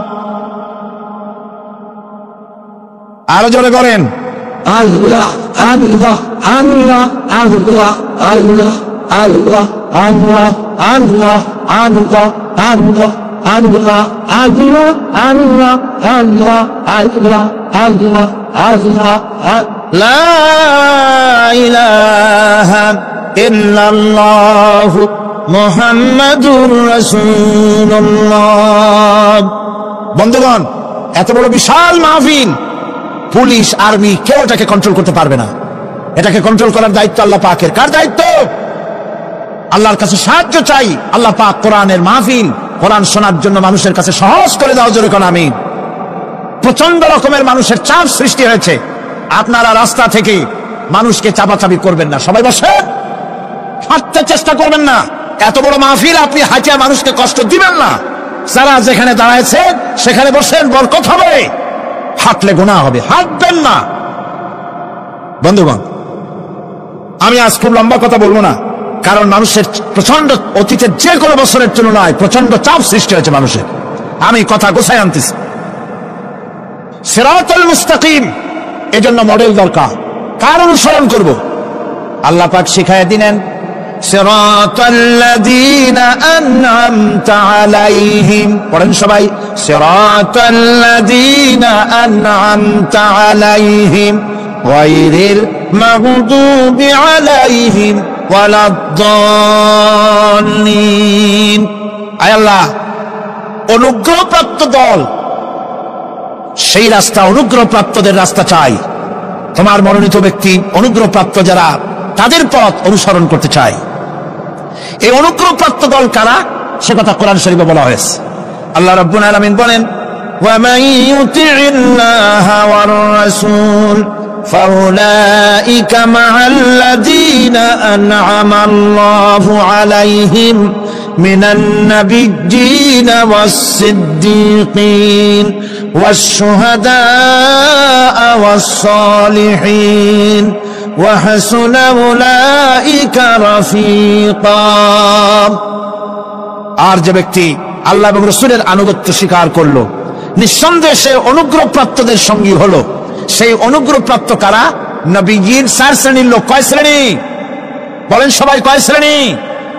নবীয়িন, সিদ্দিকিন, শুহাদা, সালিহিন। এই 4 শ্রেণীর লোক হচ্ছে আল্লাহ পাকের অনুগ্রহপ্রাপ্ত লোক। কোন আলহামদুলিল্লাহ।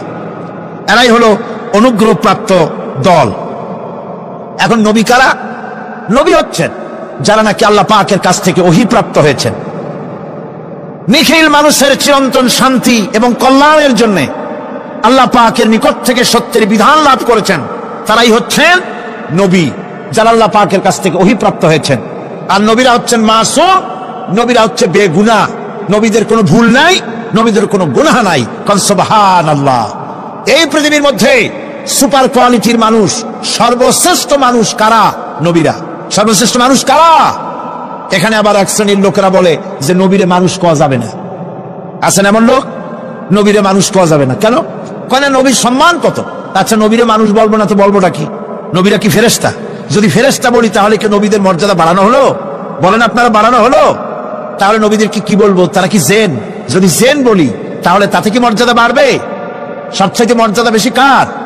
মানুষের। সুতরাং এক শ্রেণীর লোকেরা খামোখাই আলেম নামধারী লোক, অথচ নবীকে মানুষ বলতে রাজি না।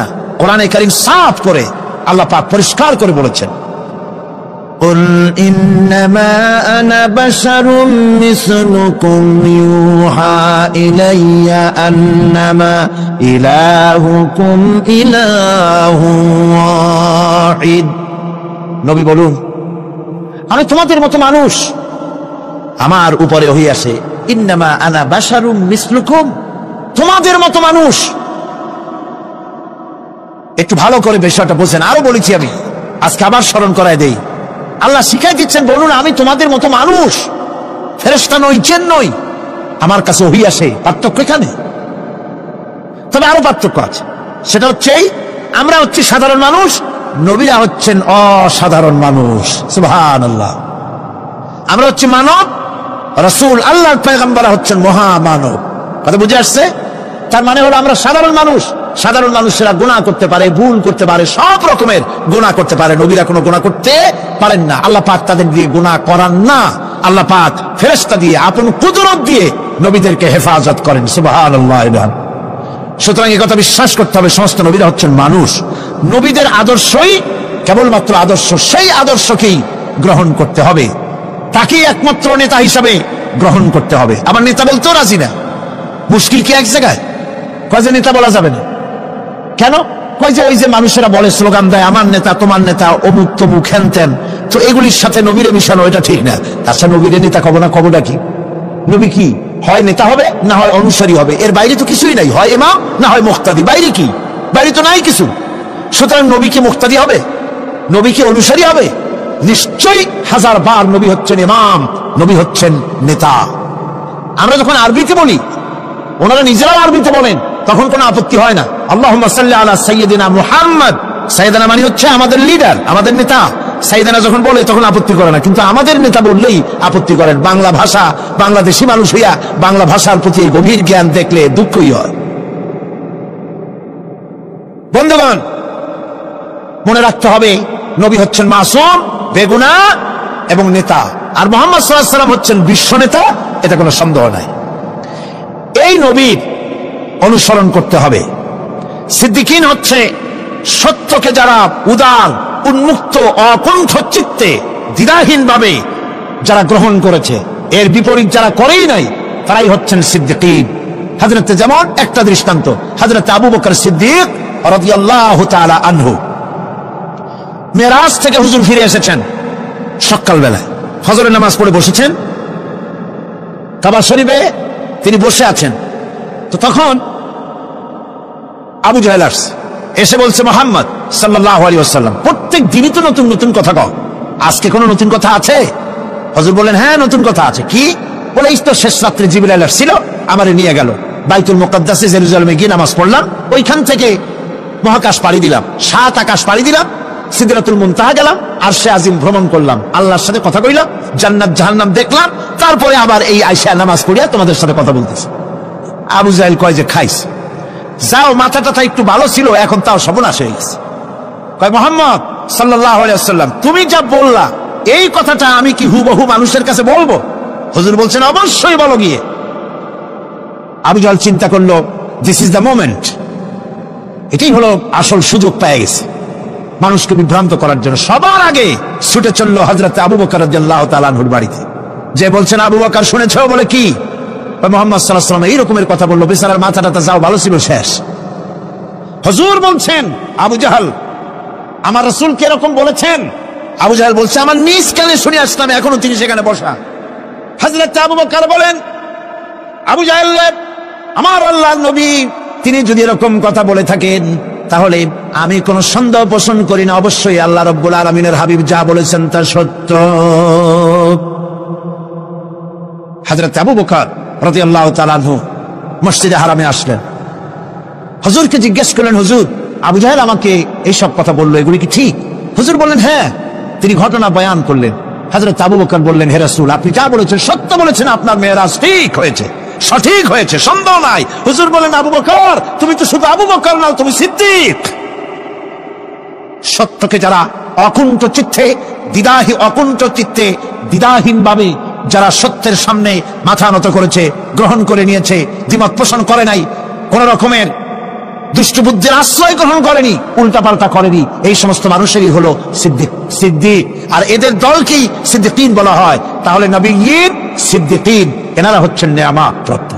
3 নম্বরে হচ্ছে শুহাদা, সত্যকে যারা সত্যের সাক্ষী দিয়েছে, সত্যের সাক্ষ্যদাতা। সত্য হচ্ছে ইসলাম। সত্য কি?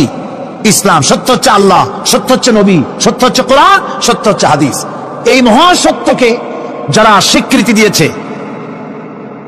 নিজেদের কথা দিয়ে, কাজ দিয়ে, ধন দিয়ে, সম্পদ দিয়ে, এমনকি নিজের জীবনটা এই রাস্তায় বিলিয়ে দিয়ে, মহাসত্যের চিরস্থায়ী সাক্ষী দিয়ে দুনিয়া থেকে যারা বিদায় হলেন, ওনারা হচ্ছেন শহীদ।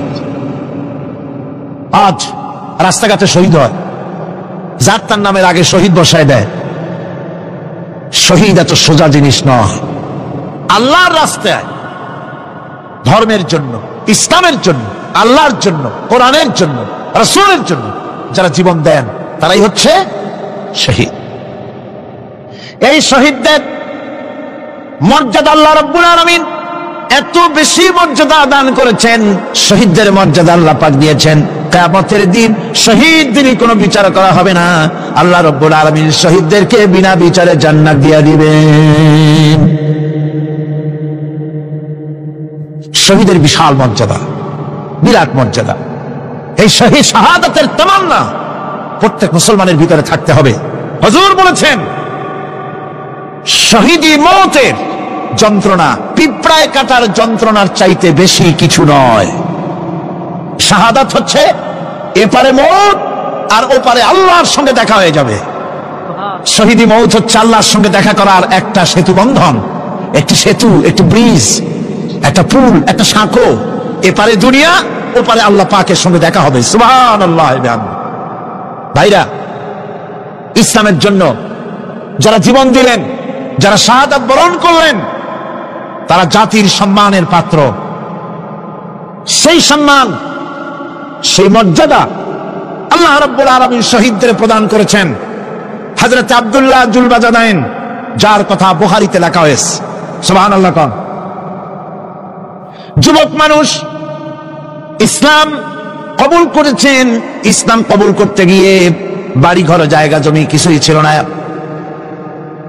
ছোট্ট অবস্থায় বাবা মারা গেছে, চাচার ঘরে লালিত পালিত হচ্ছিলেন। এরপরে রাসূলের প্রতি ঈমান আনবেন, চাচার ভয়তে পারেন না। হুজুর হিজরত করলেন। আব্দুল্লাহ, তার নাম ছিল আব্দুল উজ্জা। তিনি চলে গেলেন চাচার কাছে। চাচা গো, মুহাম্মদ সাল্লাল্লাহু আলাইহি ওয়াসাল্লাম আল্লাহর নবীর ব্যাপারে তোমার মত কি? তিনি বলেন, আমারও তো তাই মনে হয়। যদি তাই মনে হয় তার উপর ঈমান আনবেন কিনা? চাচা বলে, না, কখনো ঈমান আনবো না। ভাতিজা বলতেছেন, চাচাজি, বছরের পর বছর ধরে অপেক্ষা করতেছিলাম, আমি আপনার অধীনে আছি বলে ইসলাম কবুল করতে পারি নাই। আমার ইচ্ছা ছিল আপনি আগে করবেন, তারপরে আপনাকে দেখা দেখি আমি করব।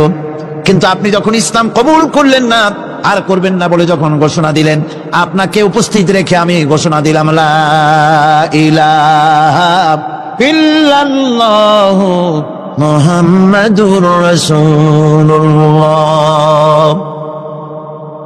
চাচা বলছে, ভাতিজা, এর পরিণাম জানো? কয়, না, জানি না। এর পরিণাম হচ্ছে তুমি আমার বাড়িতে থাকো, আমার বাড়ি ছাড়তে হবে। বললেন, রাজি আছি। উট, ছাগল, ভেড়া, ঘোড়া যা দিছি ছাড়তে হবে। বলছে, রাজি আছি। চাচা বলছে, শুধু তাই নয়, পরনের যে লুঙ্গি আছে, গায়ে যে জামা আছে, আমার পয়সার লুঙ্গি জামা ছাড়তে হবে। ভাতিজা বলছে, ঈমানের জন্য যা চাও সব ছেড়ে দেব। জামা লুঙ্গি খুলে ফেলে দিয়ে দিলেন। হাদিস। তিনি চলে গেলেন মায়ের কাছে ওই অবস্থায়। মা এই যুবক ছেলেকে উলঙ্গ অবস্থায় দেখে দুই হাত দিয়ে নিজের চোখ চেপে ধরেছেন। বাবা, তোমার এই অবস্থা কেন? ছেলে বলছেন, মা, ঈমান আনার কারণে আমার এই অবস্থা হয়েছে। মা বলে, বাবারে, কি চাও আমার কাছে? আব্দুল উজ্জা বলছে, মা, কিচ্ছু চাই না, একটুখানি কাপড় আমারে দাও, আমি বিশ্ব নবী মুহাম্মদ সাল্লাল্লাহু আলাইহি ওয়াসাল্লামের খেদমতে যেতে চাই। মায়ের কাছে পুরানা কম্বল ছিল, কম্বলটা তিনি দিয়ে দিলেন। হযরতে, এখনো তো সে মুসলমান হয়নি, ওই কম্বলটা ছিঁড়ে নিয়ে দুই টুকরা করে কম্বলটা পরলেন, আদাটা, তাতে করে হাঁটু ঢাকে না, আর একটা কোন রকম গায়ে দিলেন। এরপরে হেঁটে হেঁটে কষ্ট করে মদিনায় চলে গেলেন। মসজিদে নববীর ভিতরে ঢুকে দরজার কাছে বসা বিশ্বনবী জনাবে মুহাম্মদ রাসূলুল্লাহ সাল্লাল্লাহু আলাইহি ওয়াসাল্লাম মসজিদে নববীতে, যুবক, হাঁটুর উপরে কাপড়, মাথার চুল, উস্কো খুস্কো চেহারা, ক্ষুধার্ত চেহারা। হুজুর জিজ্ঞেস করছেন, তুমি কে? তিনি বললেন, আমার নাম আব্দুল উজ্জা। তোমার এই অবস্থা কেন?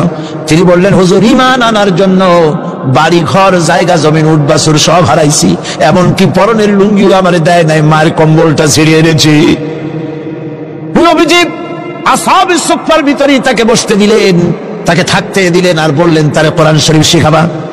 আব্দুল উজ্জাকে হুজুর বললেন, তোমার নাম উজ্জা নয়, তোমার নাম আব্দুল্লাহ। হাদিস শরীফে এসেছে, আল্লাহর কাছে দুইটা নাম বেশি প্রিয়, একটা হচ্ছে আব্দুল্লাহ আর একটা হচ্ছে আব্দুর রহমান। মুসলমান হলেন, এরপরে আসহাবে সুফফার মধ্যে বসে আছেন, কোরআন শরীফ জোরে জোরে তেলাওয়াত করেন। আসহাবে সুফফা রাসূলের কাছে নালিশ করলেন, অভিযোগ করলেন, হুজুর এই আব্দুল্লাহর কোরআন শরীফ এত জোরে পড়ে, তার চিল্লানির জ্বালায় আমরা বিশ্রাম করতে পারি না। নবীজি বললেন, সাহাবীরা আব্দুল্লাহকে বেশি করে চিল্লাইতে দাও, বাধা দিও না, কারণ তার ঈমান বড় দামের ঈমান হয়েছে, ঈমান আনতে গিয়ে কিছু আনতে পারে নাই, তাকে বাধা দিও না, প্রাণ ভরে চিল্লাইতে দাও, জোরে জোরে পড়তে দাও। ইতিমধ্যে তাবুকের যুদ্ধের রণদামামা বেজে উঠেছে। রোমান সৈন্যরা হুজুরের সঙ্গে যুদ্ধ করবে, জিহাদ করবে, ইসলামকে পরাজিত করার জন্য তারা আক্রমণের প্রস্তুতি নিল। নবীজি রোমানদের সঙ্গে লড়াই হবে বলে সাহাবায়ে কেরামদের কাছে সাহায্য চাইলেন, যার কাছে যা আছে অস্ত্রপাতি জমা করো, টাকা দাও, পয়সা দাও। সবাই মিলে দিতে লাগলেন। দিতে দিতে মহিলারা গলার হাত, নাকের ফুল, কানের দুল হুজুরের সামনে স্তূপ হয়ে গেছে, টাকা করে সোনা দানা সব শুদ্ধ। হুজুর বলছেন, সাহাবীরা সবাই তো সব জিনিস দিলে, আমার আবু বকর রে দেখি না কেন? হযরত আবু বকর রাদিয়াল্লাহু তাআলা আনহু একটা পিলারের আড়ালে দাঁড়ানো ছিলেন। হুজুরের ডাক শুনে তিনি আসলেন, হাতে ছোট্ট একটা থলি, চোখে পানি। থলিটা হুজুরের হাতে তুলে দিলেন। হুজুর থলি ছাড়লেন, দেখা গেল কয়েকটা দিরহাম আর কয়েক কেজি গম, আর কিছু নাই। হুজুর তাকালেন, দেখছেন আবু বকর রাদিয়াল্লাহু তাআলা আনহুর চোখের পানিতে দাড়ি ভিজে ভিজে পড়তেছে। হুজুর বললেন, আমার সাহাবীরা আজ তোমরা সকলে মিলে যে দান করেছো, সেই দানের তুলনায় আবু বকর যে দান করেছে আল্লাহ রাব্বুল আলামিনের কাছে তা বেশি মূল্য হয়েছে। মনের মধ্যে অনেকের প্রশ্ন জাগলো, কেমন করে তা হলো, আমরা এত এত দিলাম। হুজুর জিজ্ঞেস করলেন, ও সাহাবী তুমি কত দিয়েছো, বাড়ি কত আছে? তিনি বললেন, এত দিছি, এত আছে। তুমি কত দিয়েছো, কত রেখে এসেছো? প্রত্যেকই এরকম বলল। হযরতে ওসমান, হযরতে ওমর, হযরতে আলী রিদওয়ানুল্লাহ তাআলা আলাইহিম আজমাইন তারাও বললেন, অর্ধেক এনেছি, অর্ধেক থুই আসছি, 2 ভাগ এনেছি, 1 ভাগ রেখে আসছি। সব শেষে নবীজি হযরত আবু বকর রাদিয়াল্লাহু তাআলা আনহুকে প্রশ্ন করলেন, আবু বকর তুমি কি এনেছো আর বাড়ি কি রেখে এসেছো? হযরত আবু বকর বলেন, ইয়া রাসূলুল্লাহ, ইয়া হাবিবাল্লাহ, আমার বাড়িতে জাগতিক সম্পদ বলতে যা বুঝায় সবটুকু এনে নবীজির কদম মোবারকে দান করে দিয়েছি। আবু বকরের ঘরে এখন আল্লাহ আর তার রাসূল ছাড়া কোনো জিনিস বাকি নাই, যা ছিল সব এনেছি। হুজুর জিহাদে রওনা হলেন 30,000 সৈন্য সাথে, 30 সহস্র সৈন্য নিয়ে নবীজি তাবুকের দিকে চললেন। পথের মধ্যে হযরত আব্দুল্লাহ এসে হুজুরের সামনে দাঁড়ায় গেছেন। আব্দুল্লাহ এসে বলেন, ইয়া রাসূলুল্লাহ, একটু দাঁড়ান। এই জিহাদে মেয়ে লোক, পুরুষেরা, সাহাবীরা সবাই প্রাণ ভরে দান করলো, কিন্তু আমি এমন এক বান্দা, আল্লাহর কিছুই দিতে পারলাম না। আমার তো দেওয়ার মতো কিছুই নাই হুজুর, আমার দেওয়ার মতো কিছুই নাই। তবে আমি আপনার কাছে দোয়া চাই, আপনি দোয়া করুন, আমি যেন এই যুদ্ধে, এই জিহাদের ময়দানে আমি যেন শহীদ হতে পারি। নবীজি বললেন, একটু বাকল নিয়ে আসো গাছের। একটা গাছের বাকল আনা হলো। এই বাকলটা হুজুর নিজ হাতে আব্দুল্লাহর হাতে বাঁধা দিলেন, আর বললেন, রব্বুল আলামিন, আমি আব্দুল্লাহর রক্ত কাফিরদের জন্য হারাম করে দিলাম। হযরত আব্দুল্লাহ কেঁদে জারজার হয়ে যাচ্ছেন, বলছেন, ইয়া রাসূলুল্লাহ, আমি চাইলাম শহীদ হব, আর আপনি আমার রক্তকে কাফেরদের জন্য হারাম করে দিলেন। হুজুর বলেন, আব্দুল্লাহ রে, এখন যদি তোমার মৃত্যু জ্বরের ভিতরে হয়, আল্লাহ রাব্বুল আলামিন তোমার শাহাদাত নসিব করে দিবেন। তাবুকের ময়দানে হুজুর চলে গেলেন। কয়েকদিন পরে খবর আসলো হুজুরের কাছে, আব্দুল্লাহ কয়েকদিন জ্বর ভোগ করে আব্দুল্লাহ মারা গিয়েছেন। হুজুর বললেন, তার জানাজার ব্যবস্থা করো, কাফন দাফনের ব্যবস্থা করো। ব্যবস্থা হয়ে গেল। রাতের বেলায় দাফন হবে। একজন লোক কবরের কাছে দাঁড়ায়, টিম টিম করে একটা আলো নিয়ে দাঁড়ায় আছে, আর একজন লোক কবরের ভিতরে নেমেছেন। 2 ব্যক্তি লাশ 2 হাতে উঁচু করে নিয়ে আসতেছেন কবরের কাছে। যিনি কবরের ভিতরে দাঁড়ানো, তিনি বলতেছেন, লাশ বহন করে তোমরা যে 2 জন আনতেছো, লাশের সাথে খবরদার বেয়াদবি করো না, তোমাদের ভাইয়ের সঙ্গে আদব করো। এই বলে কবরের ভিতরে যিনি দাঁড়িয়েছিলেন, তিনি লাশটারে ধরলেন। কবরের ভিতরে দাঁড়াইয়া যিনি লাশ ধরেছেন, লাশকে কবরে শোয়াই দিয়েছেন, তিনি আর কেউ নন, তিনি বিশ্ব নবী মুহাম্মদুর রাসূলুল্লাহ। নিজের হাতে হযরত আব্দুল্লাহকে শোয়াই দিলেন। লাশ বহন করে যে দুইজন আনলেন, তার একজন হলেন হযরত আবু বকর আর একজন হযরত ওমর রাদিয়াল্লাহু তাআলা আনহুমা। আর আলো নিয়ে যিনি দাঁড়িয়েছেন, টিমটিম করে জ্বলতেছেন, তিনি হযরত বেলাল। কবরের ভিতরে হযরত আব্দুল্লাহকে শুইয়ে দিয়ে উপরে মাটি দিয়ে নবীজি কবরের দুই দিকে হাত দিয়া আল্লাহ রাব্বুল আলামিনের দরবারে ফরিয়াদ তুললেন, রব্বুল আলামিন, আমি আজকে সন্ধ্যা পর্যন্ত এই আব্দুল্লাহর প্রতি রাজি ছিলাম, খুশি ছিলাম। আল্লাহ গো, তুমি আব্দুল্লাহর প্রতি রাজি হয়ে যাও।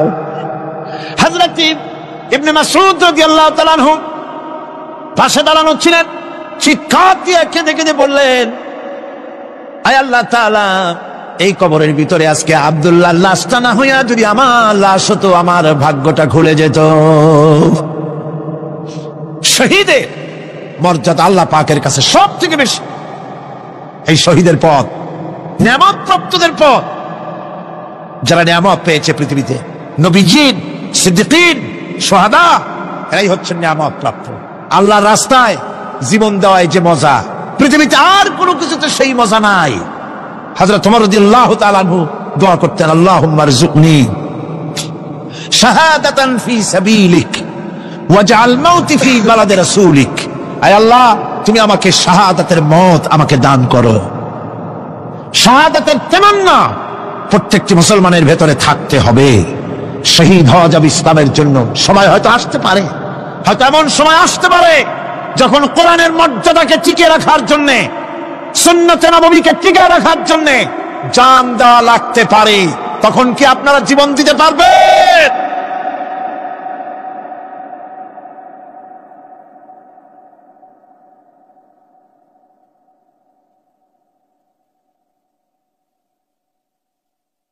এরপরে চতুর্থ নম্বরে হচ্ছে সালিহিন। চতুর্থ নম্বরে কি?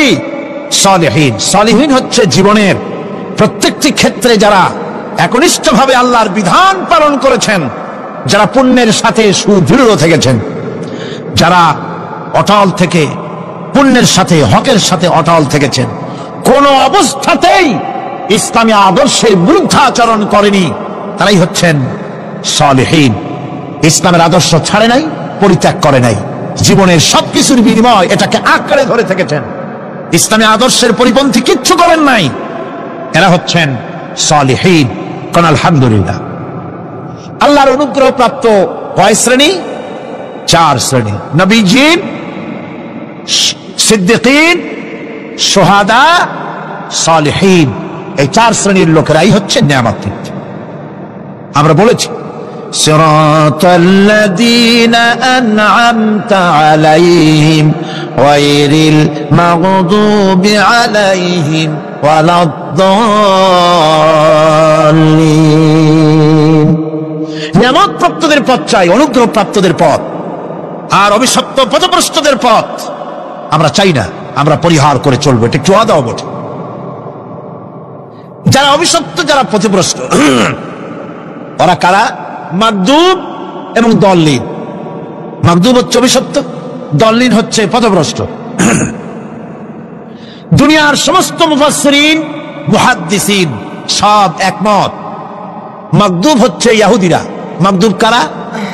বলেন না কারা?